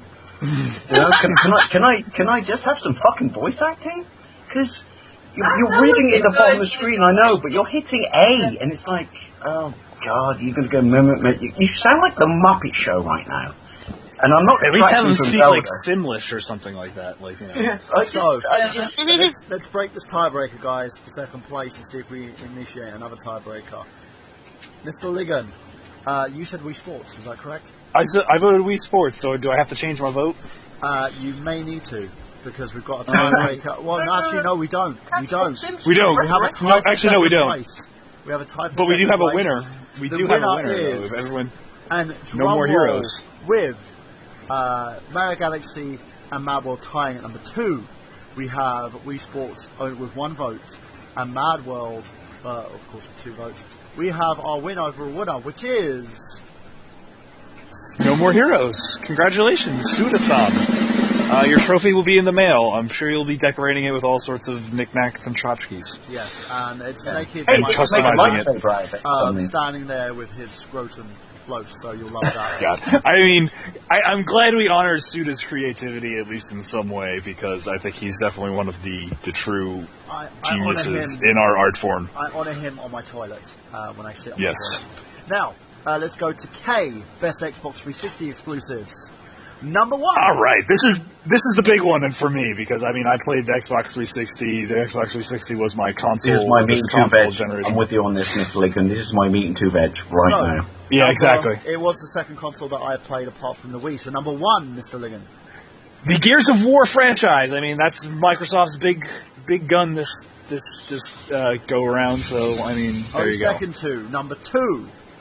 Halo Reach, and I decided to honor Halo Reach because I felt Halo Reach was a better game than Halo 4.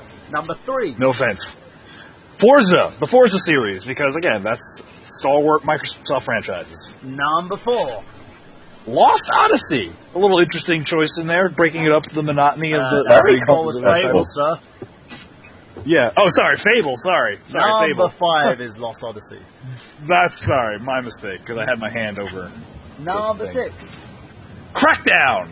I mean, a lot of people love Crackdown. Yeah, Miguel loves his crack. Yeah, obviously. Number 7. Alan Wake. Ooh. Can't tell you, lovely storytelling in video gaming. And number 8 would be The Condemned.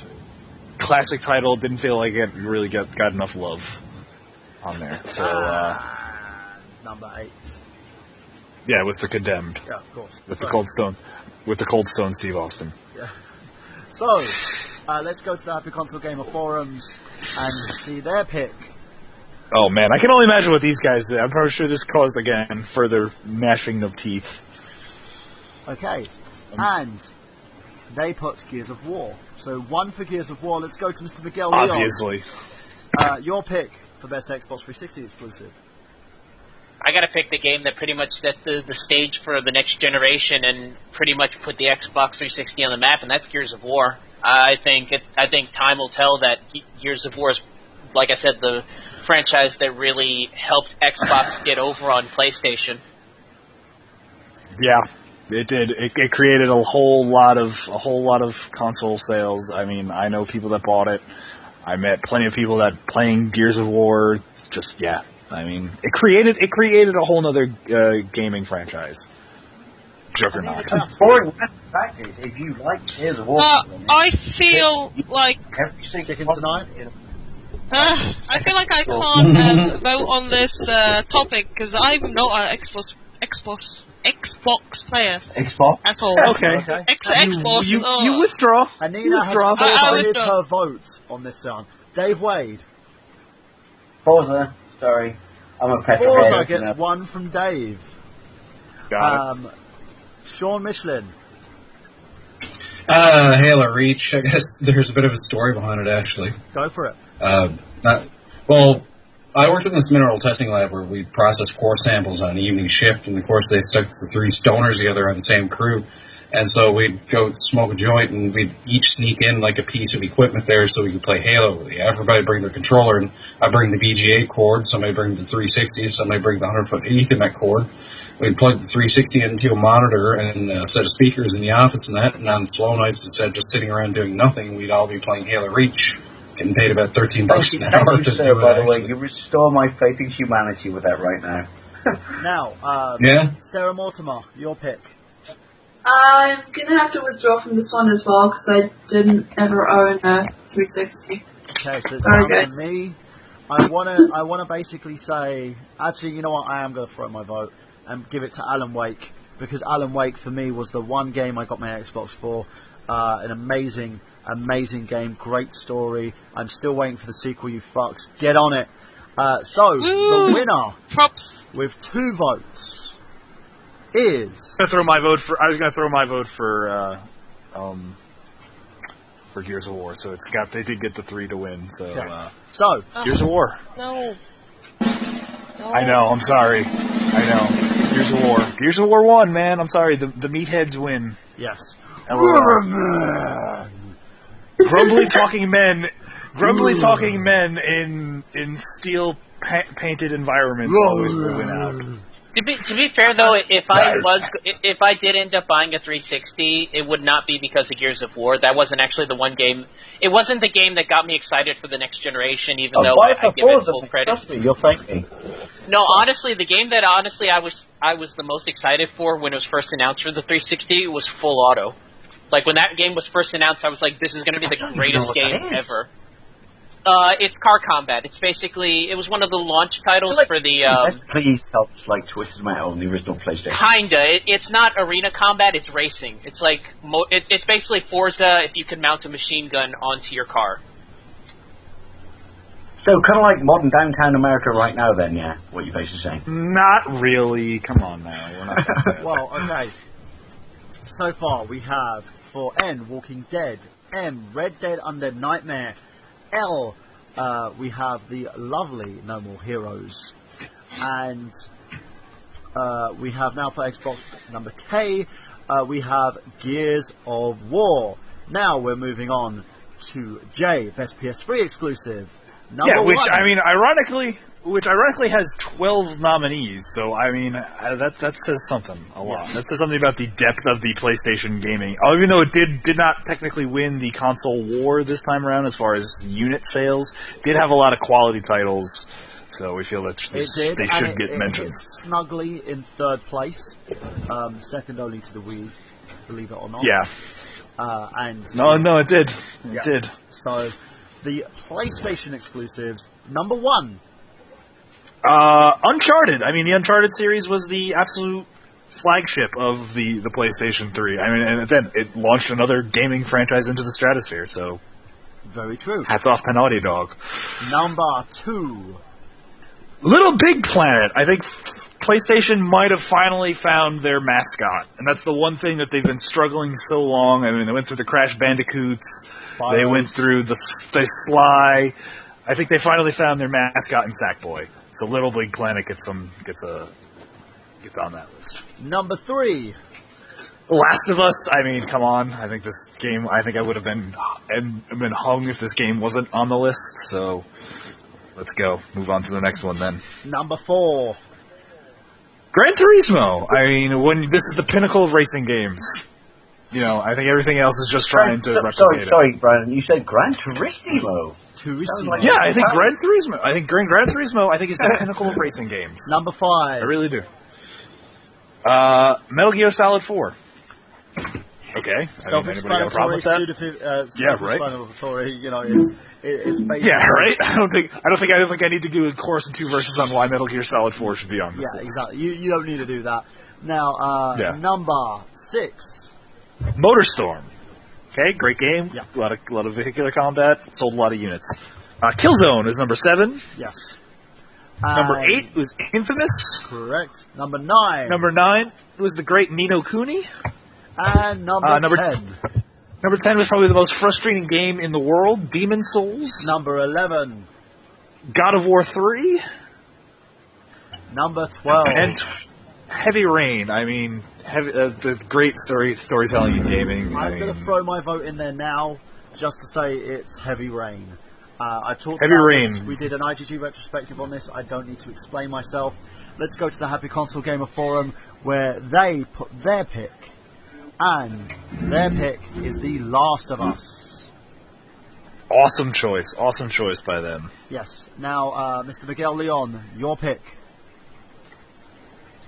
I'm actually going to go Uncharted. If Uncharted was going to get the sweep, I was probably going to go with Infamous, because I really do like Infamous, but it seems like Last of Us may get the sweep, so I'm going to go Uncharted on this one. I really was impressed with Uncharted. I think to see Naughty Dog go from Crash Bandicoot and Jak and Daxter to the Uncharted series, I think was a surprise to everybody. Not in quality. I knew it was going to be quality of game, but to go from those different platformer styles to this one, and to evolve the series like it did, I really am impressed, and I can't wait to get my hands on Uncharted 2. I'm still waiting for some extra cash on the side so I can get it.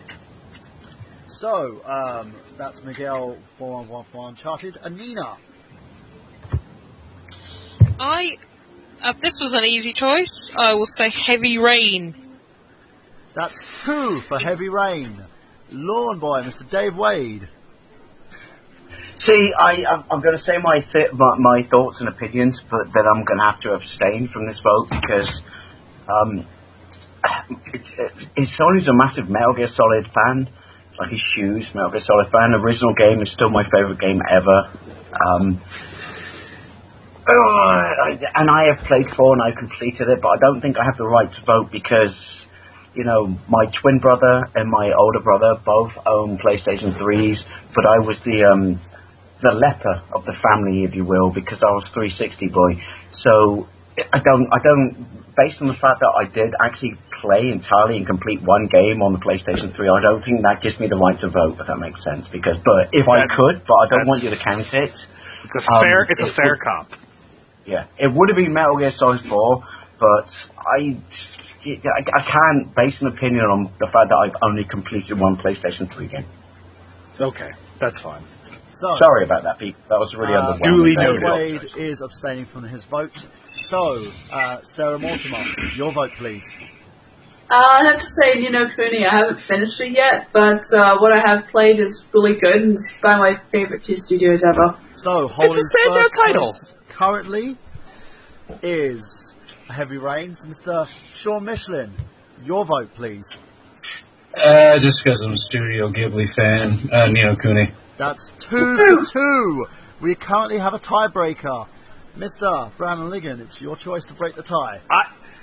I see, now I have to break the tie. See, I have to, my original vote was going to be for Little Big Planet because, again, I thought it created a whole new franchise for PlayStation, which is something that they've clearly been lacking. The PlayStation does not have a mascot. It's got this nebulous mix of characters that they just swap in and out.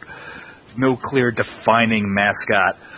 But see, this is really tough, man. Because I'm again Studio Ghibli fan. It's not Sackboy, the actual mascot, because when I was retro shopping the other day, and I've never seen this before, there was a whole rack of like fucking 150 different variants of keyrings of Sackboy. So exactly. I think it's safe to say he's officially Sony's fucking mascot right now, isn't he?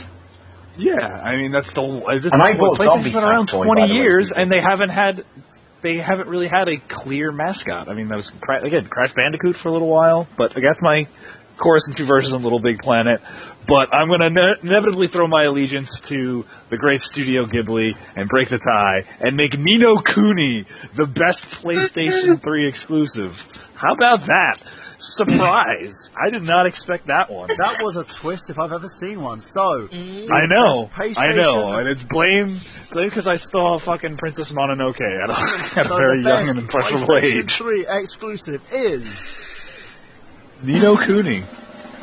Hi. Really? Yeah, that happened. That just happened. So Ni no Kuni cleans up well the done, Studio Ghibli. People. Now, wow, that's a shock. That is a shocker. That's a sleeper there. So Ni no Kuni is our sleeper hit here. Now, wow, upset. We go to I, which is the best RPG. So number 1. Skyrim, obviously, duh. Number All right, 2. and this is going to get a little controversial here. I'm putting Oblivion on. I put Oblivion on this list because I can't think you can't differentiate those two games. They're two best of the genre.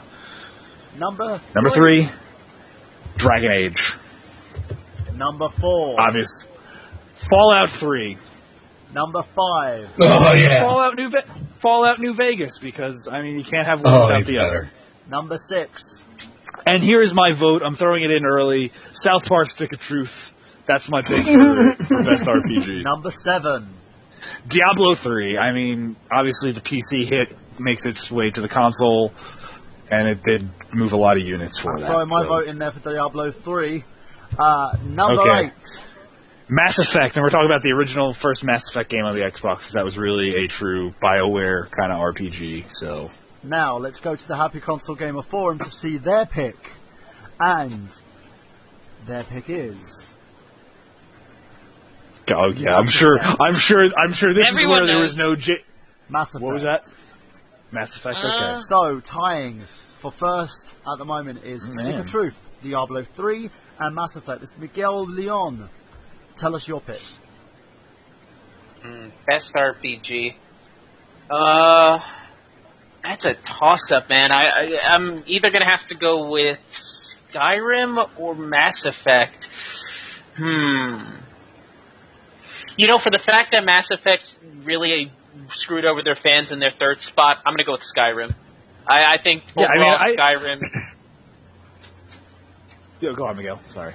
I like Oblivion, and I think Oblivion was really the first big RPG for this generation, but Skyrim just took it a step further, and I got to give credit where credit's due. Sometimes first isn't always the best. You know, you got to go with the best one, and that one is Skyrim. So, Skyrim, Miguel has just tied them all together with Skyrim, Stick of Truth, Diablo 3, and Mass Effect leading first place. Anina. Everyone knows which one I'm going to say. You're going to say Skyrim, obviously. Yes. Obviously Skyrim. I will say Skyrim until I die.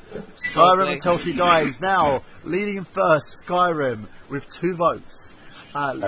Dave Wade. I got to go with, but can I just point out why I'm going to go with this? I'm not justifying my choice, but you need to understand something. Succinctly, please. There's only 2. Oh, it'll be quick. Oh, shut up, you bitch. I love you, Mr. Liggan. There's only 2 RPGs I've ever played from start to finish in my entire life. And one is Final Fantasy VII, and the other one is Pierre Solar.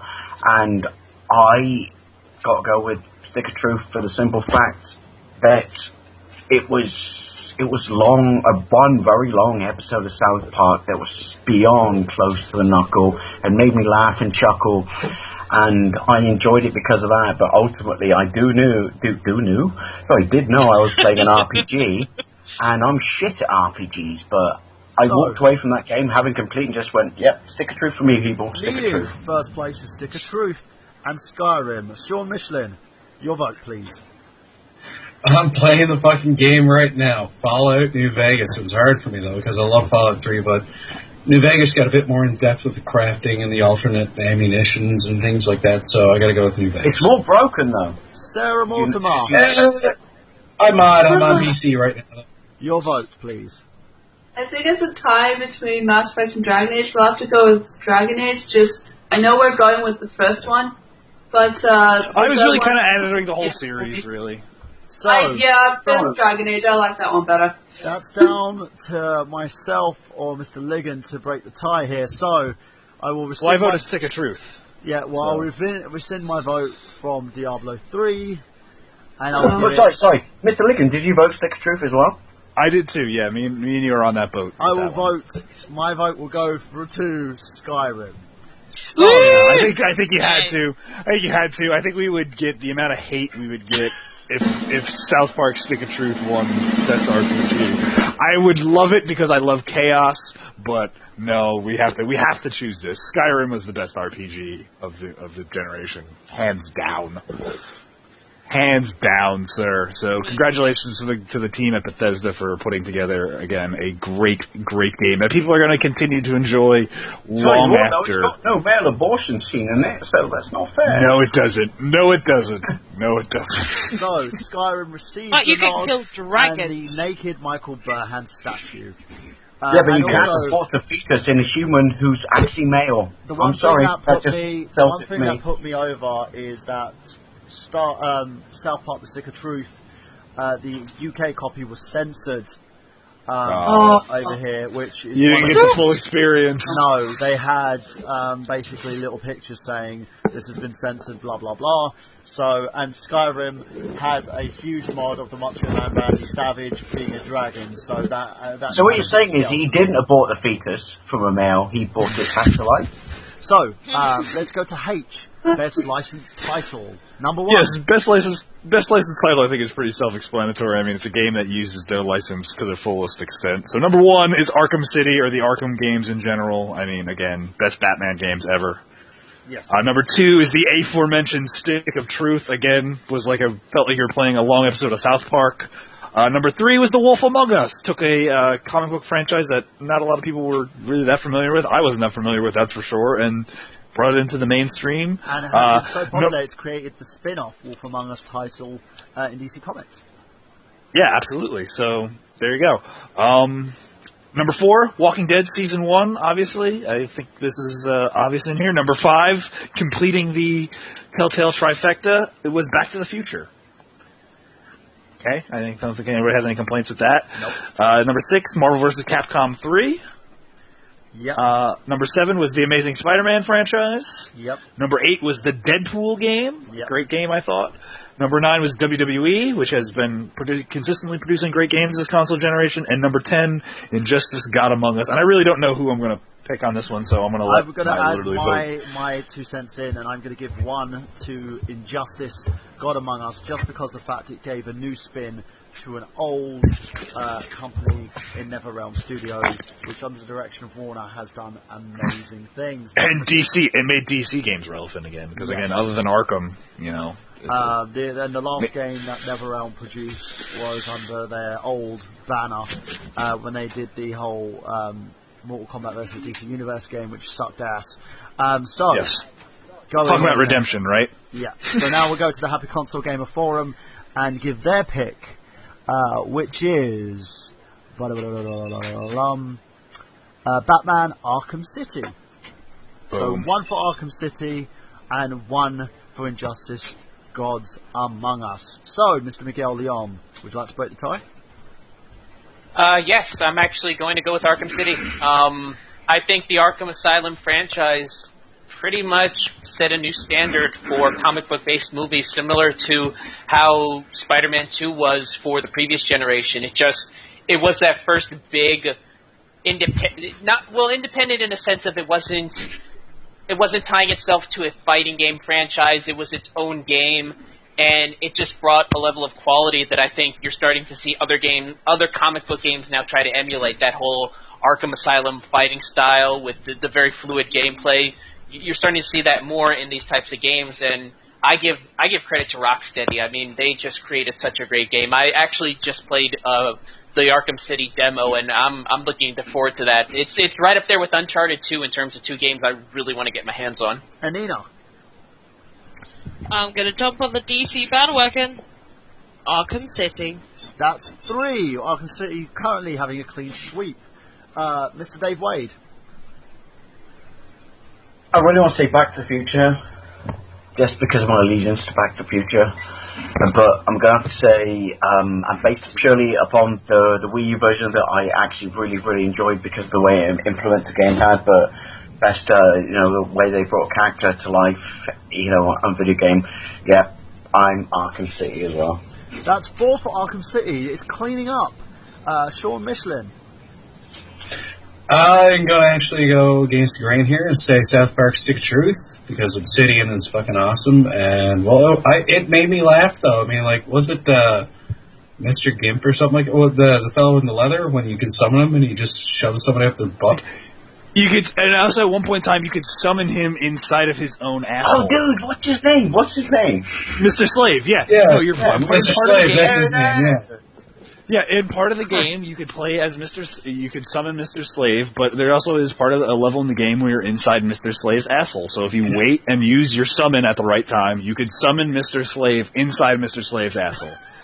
My question is, who think you're being offensive and racist and fucking anti-Semitic and xenophobic and everything compiled into one big soup of being offensive is when you select your character and Eric Cartman just goes, "You have selected you class."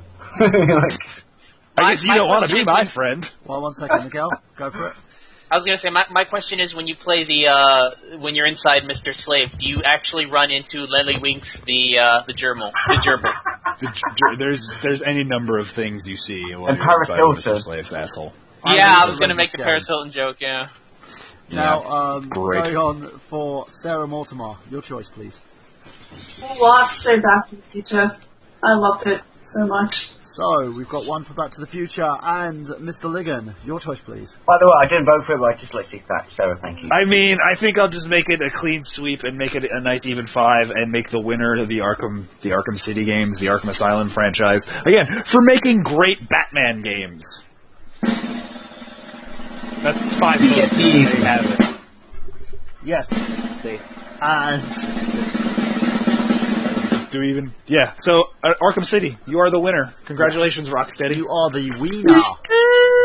So Rocksteady I want to see Rocksteady move on to another franchise, honestly, or come up with something more creative. Rocksteady is going to be a big company moving forward. I'm going to put my stamp on that. Arkham City wins by 5 and wins Best Licensed Title.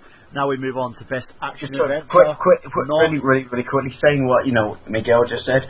I would love to see them do fucking X-Men.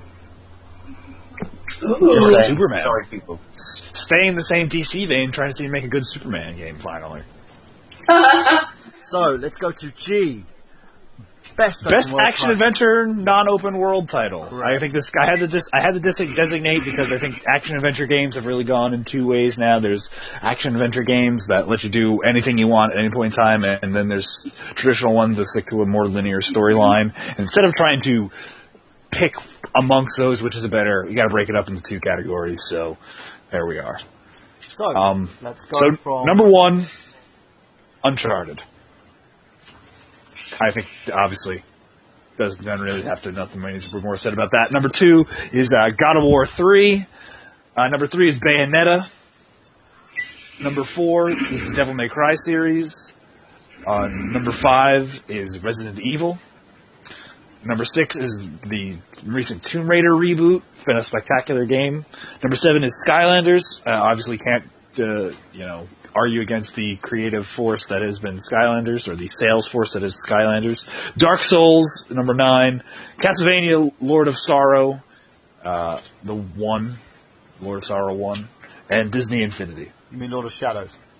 Lord of Shadow, sorry. Was it Shadow, Sorrow? Yeah, you're thinking, you're mixing 2 games up. But yes. Yeah, sorry. I'm going to throw my vote in there early, and I am voting just because of the fact that I love this game with all my heart. It was the first game I ever played on Nerd Genius. Dark Souls. Dark Souls. I mean, obviously one of the most frustrating games ever, people have told me. So let's go to the Happy Console Gamer Forum and see which one they chose, and their one was God of War. Awesome. So we've got one for God of War, one for Dark Souls. Mr. Miguel Leon, your choice, please. Let's see, best action adventure. I already voted for Uncharted for the PS3 franchise, so I'm going to mix things up. I'm going to go with God of War 3. That was one of the first games I bought when I got the PS3, and I loved it. I am a big fan of God of War, and it's I've always compared God of War as like a classy R-rated film. You know, it's like it's so well made and it's so polished, but at the same time, it's so unapologetic about the violence, the nudity, everything in it. It's a really a marvel to see, and I love God of War 3. It's a great game. Okay, let's go to Anina. Anina, your choice, please. I'm choosing the game again that I had the most fun playing from this genre, and that will be Bayonetta. Probably not the winning one, but I had the most fun playing this game. Anita Sarkeesian would hate you right now. Yeah, probably would. Mr. Dave Wade. You're a shame for every feminist woman out there. I'm saying that so sarcastically. Mr. Dave Wade. Alright, am I allowed to have this because I played it on a different console? Go for it. Fuck it, I'm going to say it anyway. I'm going to go with Bayonetta. Okay. It was wonderfully stylized, and it was just absolutely the fucking dog's bollocks, and it flicked my bean left, right, and sideways. So I'm going with Bayonetta. Shames of feminists everywhere, Dave. Now, Brandon. Sorry, feminists. We shall go to Mr. Sean Michelin next. Mr. Sean Michelin, your choice, please. This is under the action adventure non-open world, right? Yes. Yeah. Yeah, Dark Souls, just because of the fact that dying isn't really that much of a consequence in the game. So, we got 2 for 2. Sarah Mortimer, your choice, please. I haven't played any of these games yet, so I can't in good conscience make a choice, but I do really want to play Bayonetta. So... Okay, are you going to make a choice on that, or is that gospel, or are you going to leave yourself out of that one? Call it I'm not going to leave choice. myself out, but I'm going to leave myself out because I haven't played them yet. Oh, boo! Because we always had a shot at winning. I can't make a judgment on something I haven't currently played. tying at God of War 3, Dark Souls, and Bayonetta all at 2. So, Mr. Host of Hosts, Do I have to be like the vice president and be the tiebreaker? Yes. Oh man, I gotta go God of War 3. I really did. I wanted to be the controversial and give it to Bayonetta, just because that would piss off the feminists a lot. But God of War 3 was by far. Just for the record, I see myself as a feminist, but I love that game. So tongue-in-cheek. You're empowered by it, right? You're empowered. Yeah. Exactly. You are woman, here you roar. Exactly. She's got guns for shoes. I'm sorry, that's cool. Exactly. I need guns for shoes. That'd be awesome. I just don't like the bit that her entire costume was her hair, AK 500s. That would be awesome. Just like, hey, you want to steal my Nikes? I'll just shoot you in the face. Yeah. So, but God of War 3, though, was definitely, I think, like Miguel said, like playing a very classy R-rated movie that makes it's unabashedly what it is. So, God of War 3. Yeah. It's the Caligula of video games, is what it is. Exactly. So, exactly. There you go. We now move on to E, which is Best Character. No, that's actually... I do apologize. We're actually F. Best action adventure open world. So, we have... Arkham City. GTA 5, I had to designate GTA 5 over GTA 4, I'm sorry. But if you want to put Grand Theft Auto in there... Miguel's favorite game to complain about. Minecraft, I think, is the ultimate open world game, so just saying. Assassin's Creed set the benchmark for open world historical games, I think. Many of a frustration conversation between myself and Mr. Brandon Liggan about how... Oh, but I'm enjoying the shit out of Unity right now, by the way. All the crap I talked about that game. Holy shit, is the multiplayer fucking fun as shit. That's a whole other conversation. Dead Island at number 5. Again, the zombies getting mad love this this Number 6. this console generation. Borderlands. I mean, it basically created the MMO first-person shooter genre. It did. Thank you very much. Thank you very much, Bungie. You're welcome. It's like, you're welcome, Bungie. Yes. So let's go. Basically, I'm going to throw my vote in there quickly, and I'm going to give this one to GTA 5 because I enjoyed the motherfucking love out of it, even though I do. Yeah, like me too. Minecraft. That's 2. So it's 2 for GTA 5. We go to the Happy Console Gamer Forum. I love this. I'm like the roving reporter here, where we ask them what their favourite, and it's GTA 5 going for 3. So, Mr. Miguel Leon, would you like to make that a trifecta, or would you basically like to add your own 2 cents in there? I'm gonna go with GTA 5. I gotta go with the franchise that pretty much put open world on the map, in my opinion, in terms of consoles. And GTA 5 really, I think, from what I've heard at least, and from the bits I've played, really brought fun back to the franchise, because most people say 4 was a bit of a misstep and took itself a little bit too seriously. 5 was a lot silly. 5 brought a little bit more of that fun back to the franchise. And gave you free online mode as well, and cookies. Now, Anina, your And an airship. Let's not forget the airship. I have to admit, GTA series never done it for me at all. So I'm going to say Arkham City. Arkham City gets 1, so they're in second place. So, Mr. Dave Wade, your choice, please. I'm no my own on this one, but I'm going to say it anyway. But, granted, I love zombies. Alright, I get that it was massively broken. I understand that. And that you had to update it loads, especially to keep the game safe. But I'm going to go with Dead Island. That's 1 for Dead Island, aka Crap Factory. You just love the zombies, man. He loves the zombies on his dick. Sean, dude, seriously, no, look, that would be illegal. And second of all, hey, I've seen the scene in Dead Island when I was playing through the game with the dude recording himself humping a zombie, which gave him the infection. Sean, that wasn't me. Just because it defines the fact that it's open world than Minecraft, because you can make the world what you want it to be. Very true. Sarah? I have to say Minecraft. Many hours were lost, and it was well worth it. Many hours were lost to that game. So, leading the pack at 4, the winner for Best Action Adventure Open World is Grand Theft Auto 5. I mean, hats off to Rockstar for, again, like Miguel said, bringing fun back to the franchise, because I do agree GTA 4 did seem like it was crushed under the weight of its own seriousness, especially the Lost and the Damned expansion pack felt like it was super duper serious. There was no fun to be had in that. This brought fun back to the franchise. Not even seriousness, but also it was so enamored with giving your character little things to do that it kind of took a lot of the fun out of it, having to take people out to dinners and things like that, and all these little things here and there. Like 5 kind of simplified it in a way.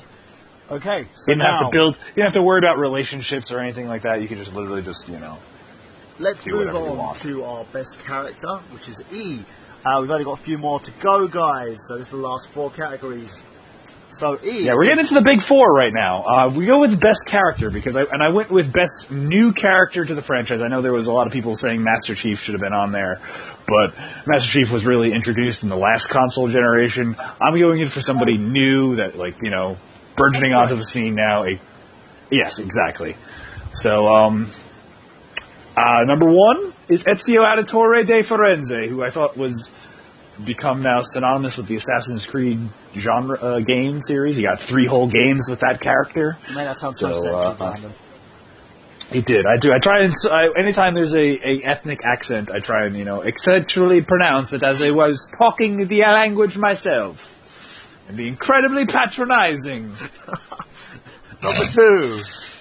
Claptrap. I mean, who doesn't love a sarcastic robot that follows you around? I mean, come on. If R2-D2 would talk, I would like to think he would sound like Claptrap. Number 3. GLaDOS, because in keeping with the robot veins, who doesn't love a robot that's trying to fucking kill you? Number 4. Trevor Francis. I mean, I think anybody who's ever just randomly jumped into the Trevor mission or Trevor part of GTA 5 will know exactly why that character is on that list. Number 5.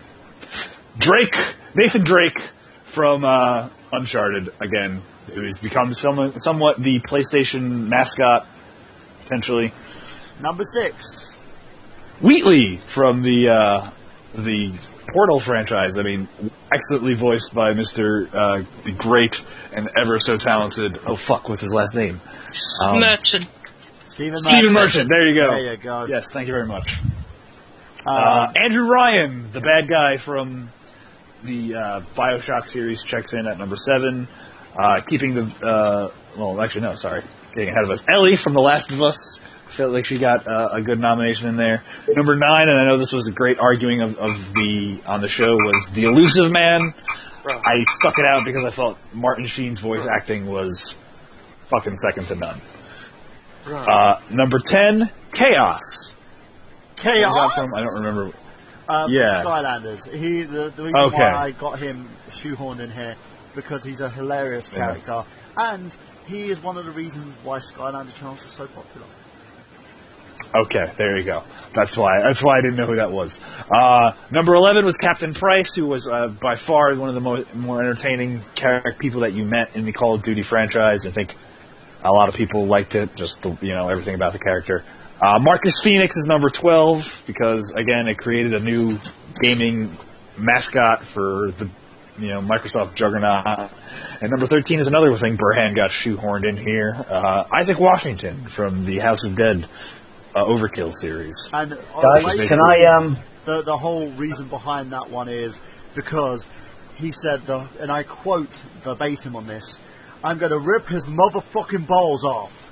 So my favourite line that. By the way, can I interject right now and just say quickly, this is fucking stupid. It sounds so stupid, but it's completely and utterly true. I may have to bail, or I have to bail, because someone's just rung my doorbell. There are 4 police cars outside my house right now. Fuck. Dave, have you been pirating porn? No. I do promise that I've not done anything wrong. It's just like, seriously, I was just sat here watching light was coming through the window. I'm like, what? That's kind of swirly and shit. And I looked and I'm like, alright. And then they walked up to my... I gotta go, dude. They're ringing the fucking doorbell. Okay. I gotta go. Give us a call back when you find us for an update. Update us. Sorry, yeah, I'm so sorry about this. I'm really sorry about this, but oh Christ, I'm gonna go to prison and be bum raped. See you in a bit, if you're not being... Alright, cheers, dude. Let's hope the sheriff's badge is okay. Yeah. So, Miguel, we're basically looking at Ellie of The Last of Us and Isaac Washington tying at the moment. Ellie got the vote from the Happy Console Gamer Forum. So, Miguel, your vote, please.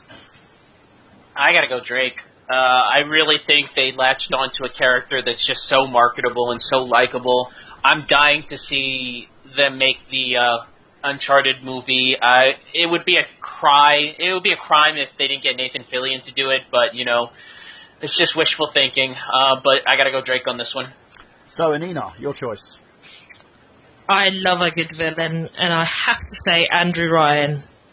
That was some of the creepiest voiceover I've ever heard in a game. So Andrew Ryan gets my vote. Sarah Mortimer.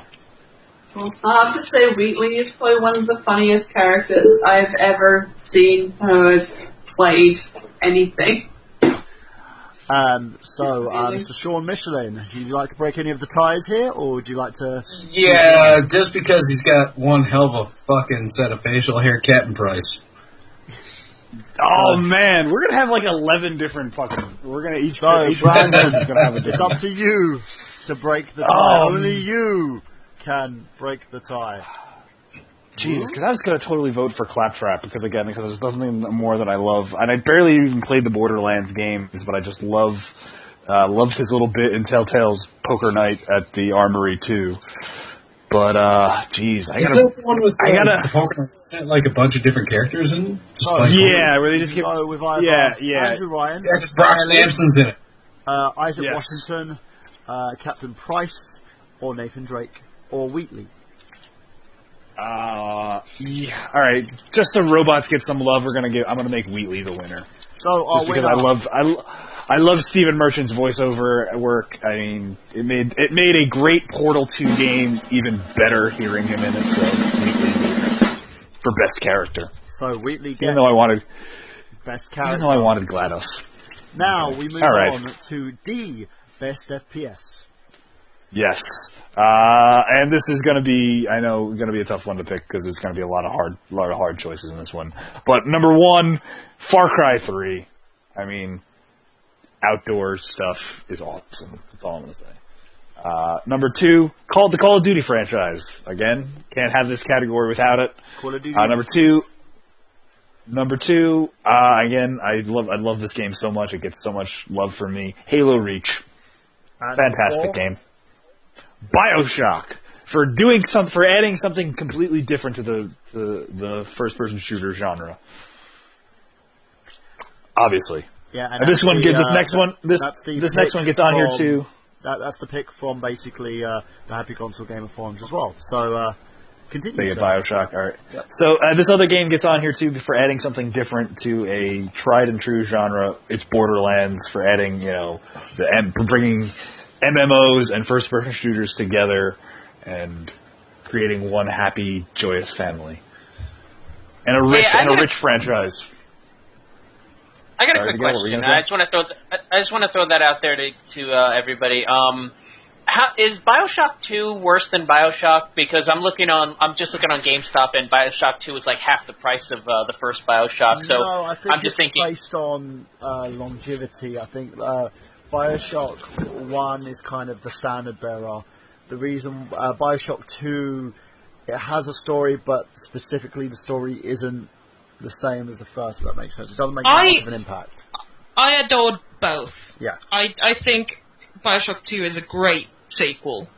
But it is fantastic sequel to the first one. Yeah, it is considered pales into comparison to the first, though. They do say they consider it paling in comparison to the first, but don't worry about barely. prices. I think it only pales in comparison because you've already played the game. Yeah. Because you already know what to expect. Only in that sense, to me, does it pale in comparison. I love them both. And replay them both constantly. Before we go into that, we've got Battlefield that holds at number 6, number 7, Rainbow Six Vegas, and number 8, Fallout. So, let's go into, Miguel, your vote, please. Well, first I got to ask if Battlefield should have been on there, considering Battlefield dates back to the original Battlefield 1943, which was like a console generation or two ago. But I'm not going to argue about that. It's already on there, and I'm sure it's got votes. I got to go Halo Reach. Halo Reach actually surprised me. I was willing to write off the Halo franchise after 3. I thought that was it for it. And then they experimented with ODST to kind of do the whole team-based thing, but the direction they took Reach in was really surprising, and I said it before, I really wish they'd have gone that direction with Halo 4, 5, and 6, which I know they're planning another trilogy. To go back to Master Chief, I thought was just a big cop-out, but I give Bungie credit for going the route that they did with Reach. Okay. Well, to answer your question why we put Battlefield on here, because Bad Company 2, Battlefield 3, they were all pretty good first-person shooter games, so that's why Battlefield made that list. But I totally agree with you for Reach, so I'm going to put my vote in on Reach as well. Cool. So that's 2 for Reach, 1 for BioShock, and I believe HCG Forum did BioShock, and I'm going to throw my vote in there for Reach as well. So that makes it 3. Anina. No surprise here, which one gets my vote, but this game made me, and I didn't like first-person shooters, and this is one of my favourite games now, BioShock. BioShock hits so it made 2. someone who doesn't like the genre made me absolutely fall in love with that game, and I think that's a feat in itself. So climbing up, we have BioShock with 2. Sarah, your pick, please. Oh, I have to say Fallout. What I played of Fallout 3, I love it's not just the FPS, it's also the exploration part of it. Just wandering through the world. That's what Bethesda is good at. the exploration bit. Mr. Yeah, Flynn, you're next. Okay, for the FPS, there's no questions. Fallout 3. That's 2 for Fallout 3, 2 for Bioshock, and 3 for Halo Reach, which wins our best FPS section. So, the winner is Mr. Host of Hosts. Halo Reach! You are the winner! Congratulations! Again, I thought this game... It brought... what's the word I'm looking for here? It created a lot of memorable moments all within an already very memorable franchise. It stands alone in the series, I feel, as far as storytelling goes. I actually felt attachment to every single one of those characters as they slowly started to get picked off at the end. So, yeah, Reach, fucking excellent. Excellent book that made an excellent game. And I wish they would make more Halo books into games because I think they would all be awesome. So, all right. That brings us to C, Best Sports Franchise, which the Happy Console Gamer Forum said, we don't like sports franchise, so fuck it. So exactly, so I don't like JRPGs, so can't we all just agree that, it is what it is? But it's my list, and we're putting on fucking sports games on here, so fuck you. So, let's go to C, Sports Games. Number 1 on this list is I think my favorite, and it's getting... Well, actually, no. I can't pick a favorite on this one yet, because I don't know what to pick. This is like trying to pick my favorite children. Number 1, FIFA. I mean, yeah. Says itself. You're a British child that likes to kick a ball about. Yeah, exactly. I think I spend more time with FIFA than I do spend my actual relatives. So, there's that. Madden is number 2. Again, ubiquitous with sports gaming. Number 3 has been the incredibly excellent NBA 2K series. Number 3, it is a sports game. Wii Sports, absolutely. Number 5, I think they did, the guys at THQ did a great job with this, finally making UFC games popular, so UFC Undisputed gets in there. I'm sure there'd be a great, whining and gnashing of teeth if Pro Evo didn't get on there too, so Winning 11 Pro Evolution is on there. Number 7, the best baseball game out there right now, MLB The Show. Number 8, Tiger Woods, which made me get into golf games. I know, totally weird. And I started hookers? playing golf games. No, I started getting into golf games this console cycle because Tiger Woods is an awesome franchise. So, and he also is awesome at getting laid, apparently. Well, that's neither here nor there. Number 9 has been the WWE series, both the 2K entries and THQ's SmackDown vs. Raw and WWE whatever year you want to insert there. And number 10, which was the most controversial part of the list, Rockstar Table Tennis, which I spent a lot of time playing demos in my local GameStop before I bought my Xbox 360. So, yeah, that's it. So, the Happy Console Gamer Forum basically have taken themselves out of the ranking for this one.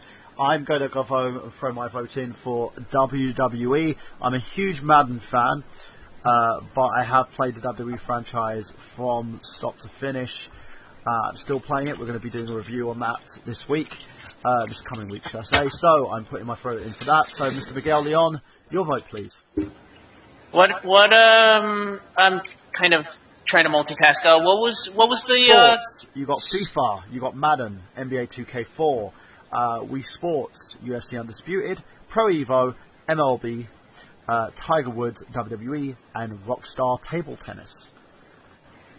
I'm gonna go with the only sport I'm actually a big fan of, and that's UFC Undisputed. I'm a big MMA buff. I honestly don't play any other sports titles, but I was really impressed with the way THQ really took a hold of the franchise, and I'm even more impressed with the way EA has done with it. I think they've really upped their game. I'm looking forward to the next installment of the EA's UFC franchise and what new additions they make to it. Anina. I'm going to have to pick the only title from this list I've even played, which will be Wii I already marked your vote, Sports. Jess. I already marked your vote down. Wii Sports, yeah. And in this instance, I am a stereotypical woman. Sarah. Yes. Same as Anina, I'm kind of stereotypical. I don't really play sports games except for the Wii, so yeah, Wii Sports. That's super You guys might. This is where it might go in your favor, though. Like 2 women voted, and I can't pick this head. I did have Wii Sports when I played it though. So, Mr. Sean Michelin, you're next. Just because of it's a sports game that actually had a bit more physical interaction, I'm going to go with Wii Sports as well. That was just fun. 3. Wow. Yeah, I can agree with you on that one. It is a fun game. The reason I didn't vote for it is because I had a bad experience of hitting my daughter in the face with the Wii remote. So, Mr.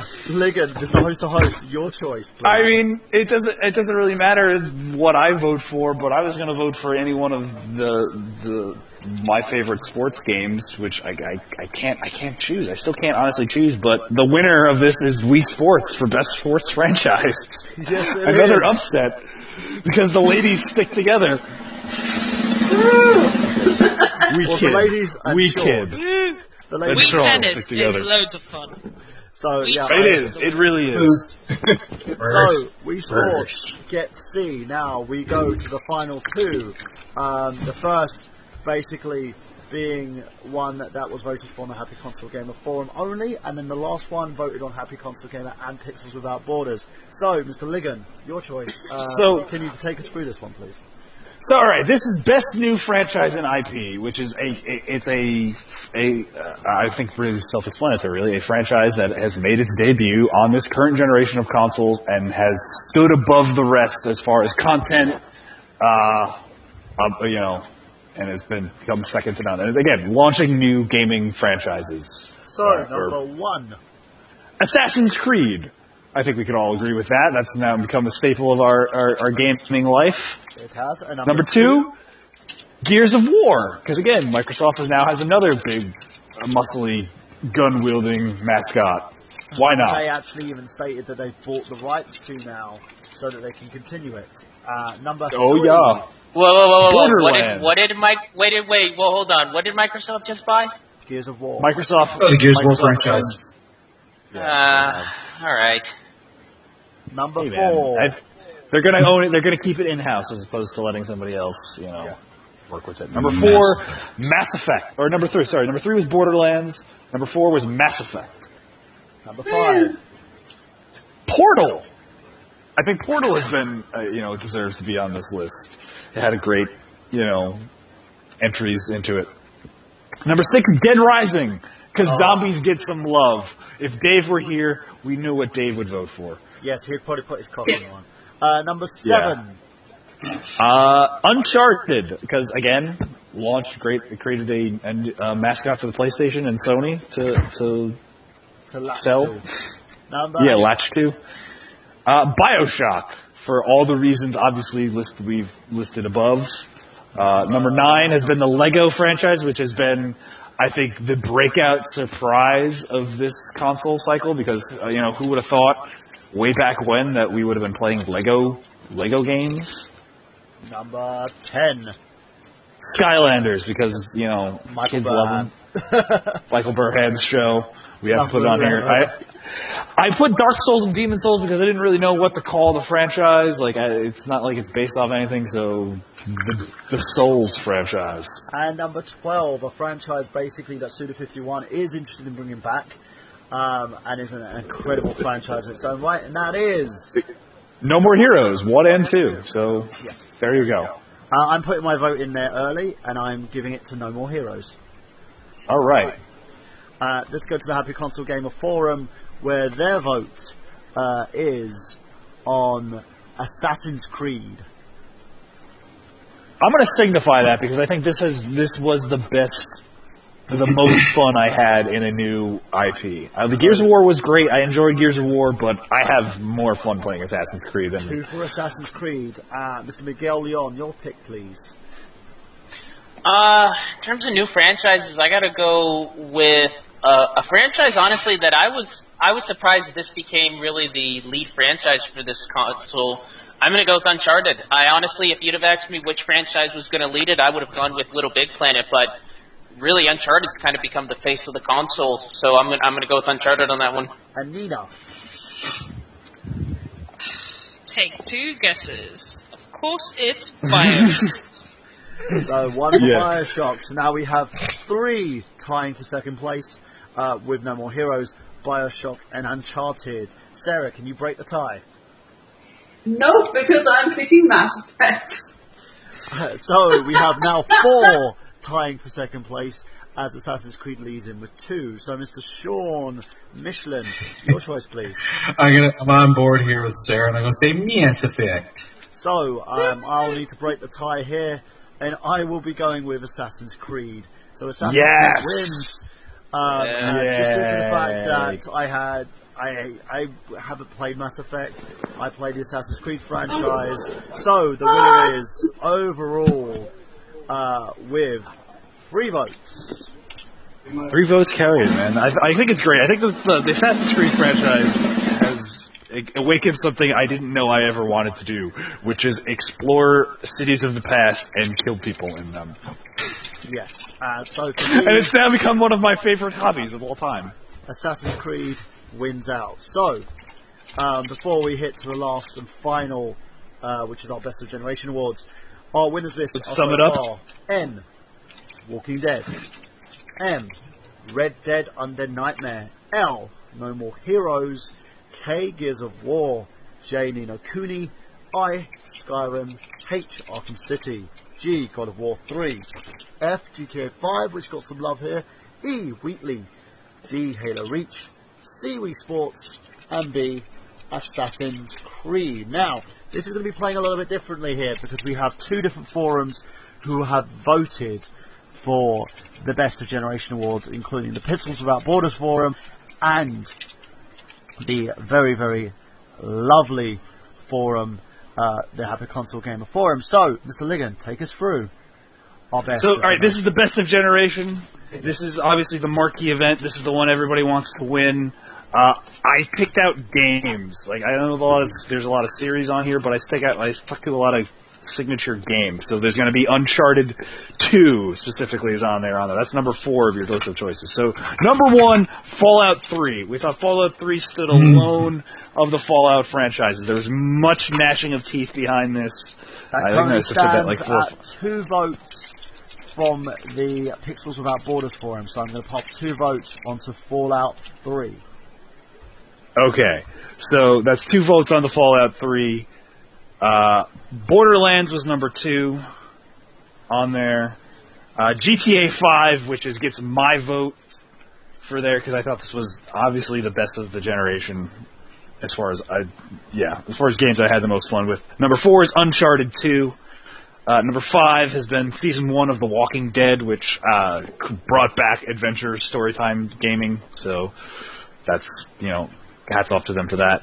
Number 6 has been Bioshock, which, again, we've put over Bioshock enough in this podcast. Obviously, Anina has. Number 7 has been Super Mario Galaxy, which received 1 vote from the Pixels Without Borders forum. Okay. Number 8, Gears of War. Obviously, number 9, Heavy Rain. Number 10, Call of Duty Modern Warfare, because I thought this game, or at least we agreed upon this game, this was the standout, or at least the most fun of the Call of Duty franchise, which there have been annual games of. Number 11, Skyrim, which I really wanted to vote for because I thought this was... 2 votes from the Pixels Without Borders 2 votes. 2 votes for Skyrim, and number 12, Skylanders, because Burhan insisted on it being there. Well, the reason being, as I said, it did sell a lot of copies. Fallout 3 receives 2 votes from Pixels Without Borders, 1 for GTA 5, Uncharted, Walking Dead, Telltale receives 1 vote, Super Mario Galaxy receives 1 vote, and Skyrim receives 2 votes. So currently in the lead are Skyrim and Fallout 3. Now we go to the Happy Console Gamer forum, where they receive their vote, to say which game they believe is it, and they believe it's The Last of Us, which receives 1 vote. So that hasn't broken up the tie there. And now we go to you, Mr. Miguel Leon. Your vote, please. Let me see the list. Best of generation. You know, was The Last of Us here? I didn't even put The Last of Us on the list. It wasn't on there, so it's irrelevant. No. They're voting. They're going against the grain. Yes, they Write are. and vote. They try to shoehorn it in there. They're trying to. So Miguel, you've got the choice out of Fallout 3, which runs at 2 votes. Borderlands, GTA 5, which received 1 vote from Mr. Liggan. Uncharted, The Walking Dead Season 1. Bioshock, Mario Galaxy, which receives 1 vote. Gears of War, Heavy Rain, Call of Duty Modern Warfare, Skyrim, which receives 2 votes, or Skylanders.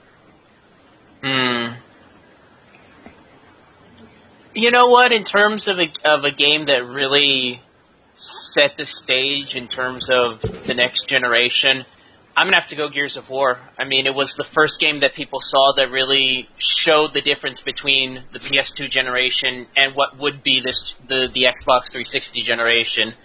I gotta give credits due to one of the forefathers. Gotta go Gears of War. Well, I'm going to basically go for a game that I think reinvented point and click, and a game that basically has an amazing story, and that's Heavy Rain. I'm giving that 1 vote from me.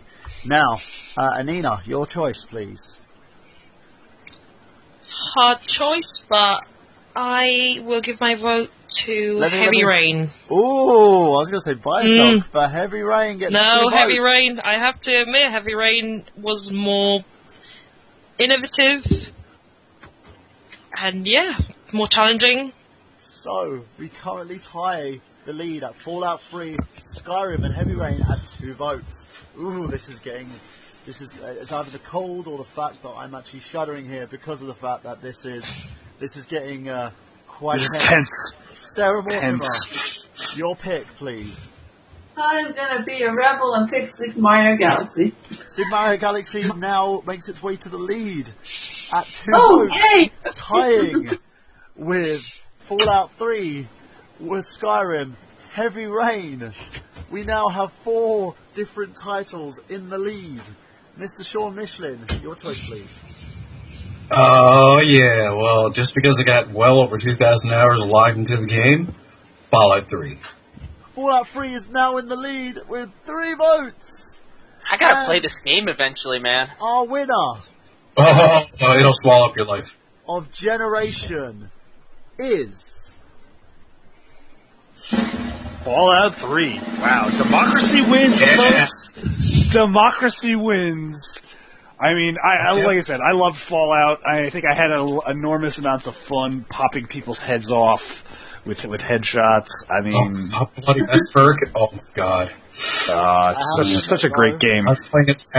I like with Broken Steel though. See that they let the game keep going when they introduced Broken Steel. Once you finished it, you could just sandbox the game. It was, guys. It was majorly close, and I have to admit, with Heavy Rain, Mario Galaxy, and Skyrim tying for second place, it's a very healthy best of a generation. It could have gone any way.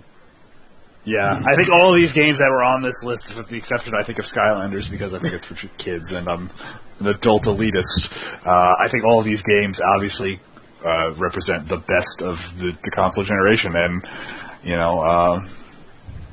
we'll look back at it with fond memories. I am very apprehensive about giving up. I think I'm going to become one of these nostalgic Gen 7 like 20 years from now when all our kids are on like super realistic virtual reality gaming experiences. I'm going to be clinging to my Xbox 360 playing GTA 5. You're like, oh, I remember the days when the servers were online of GTA Online and I had a nice apartment.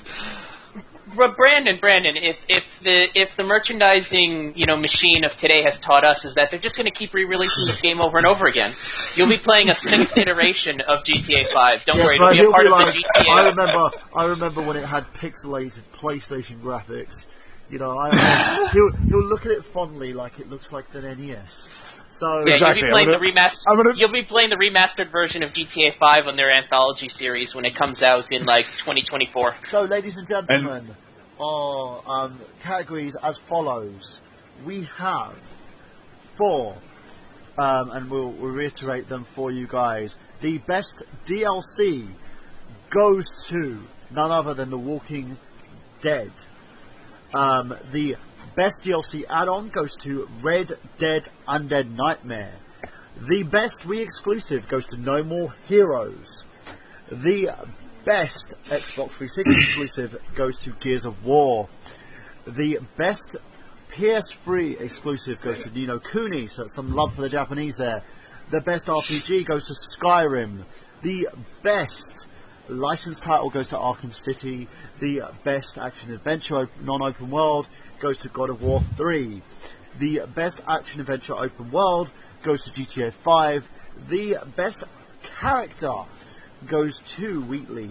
The best FPS goes to none other than Halo Reach. The best sports franchise goes to Wii Sports. The best franchise first IP goes to Assassin's Creed, and overall the best of the generation goes to Fallout 3. So, ladies and gents, this has been our Best of Generation Awards, and we coming up next should be the Best of 2014 awards, where we just like debate and discuss what was the best of. Yes, I actually think we should do like a Razzies version where it's the best of the worst. That will be coming. We'll just call them the IGG shitters. Yeah. But yeah, ladies and gents, and the shitter goes to. Tune in for next It's a week's golden show, loo. where we're going to have a very special show. It's actually a topic made by Miguel Leon, and one that is basically overdue for us because we were going to get this in first, which is the PlayStation 20-year anniversary show. The PlayStation basically is Sony's PlayStation. We're going to talk about its roots. We'll talk about the fact how the console blasted its way into our homes and how it reinvented the way that we perceived home gaming. So make sure you tune in for that. Now, let's go to the plugs. Mr. Miguel Leon, where can we find you? You can find us here every Wednesday night for the Untitled Movie Show on the Retro Unlim channel on YouTube. We do a live show every Wednesday night.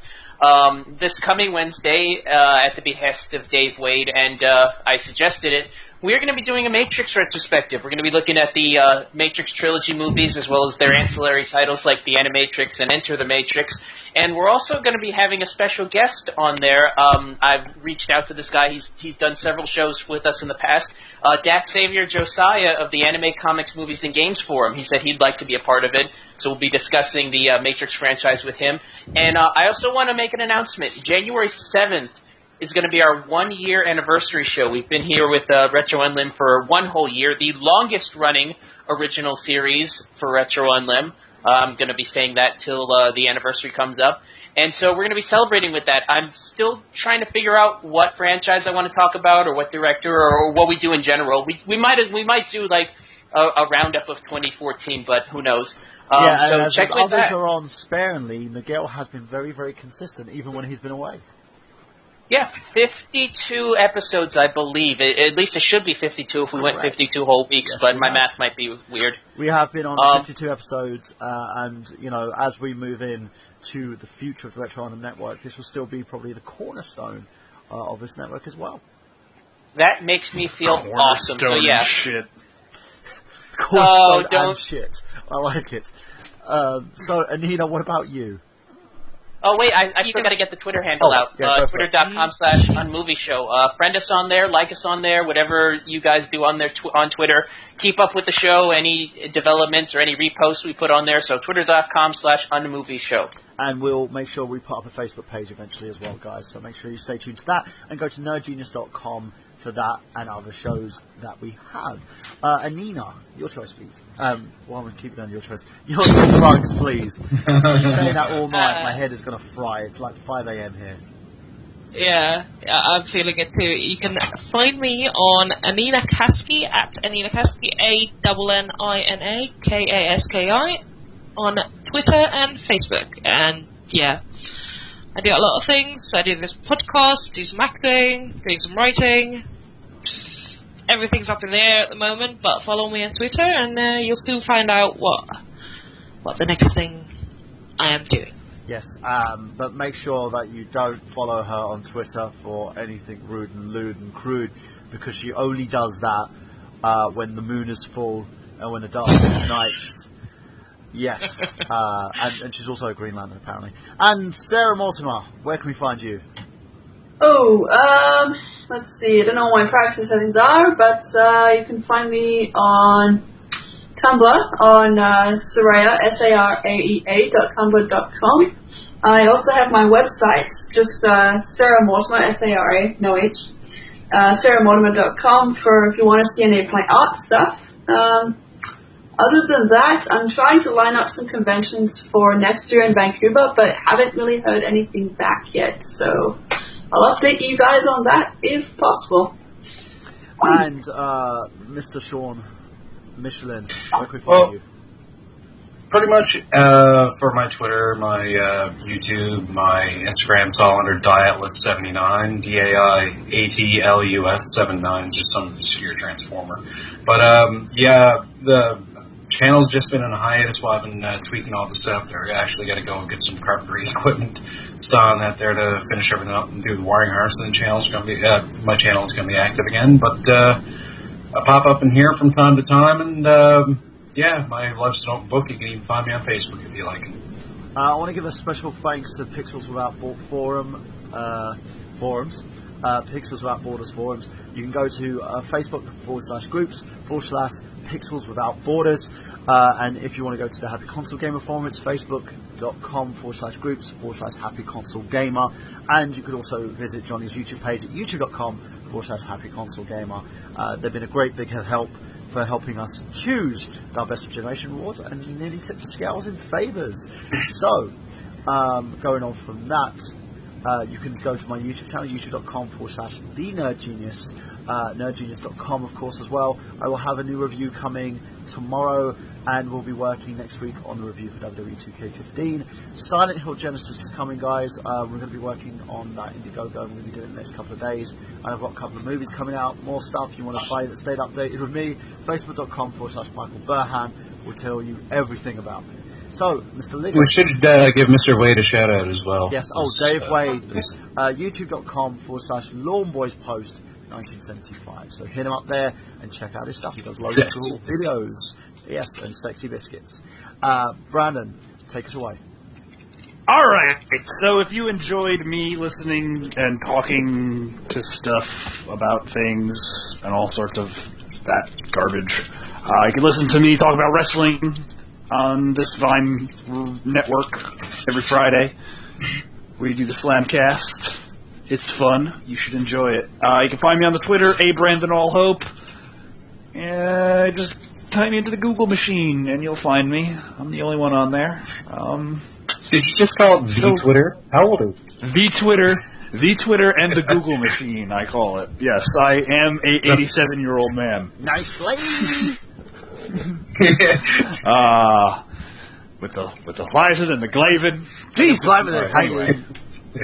Anyway, before I go full frink on everybody, I've got gameplay. Have you? Yeah, you said it right.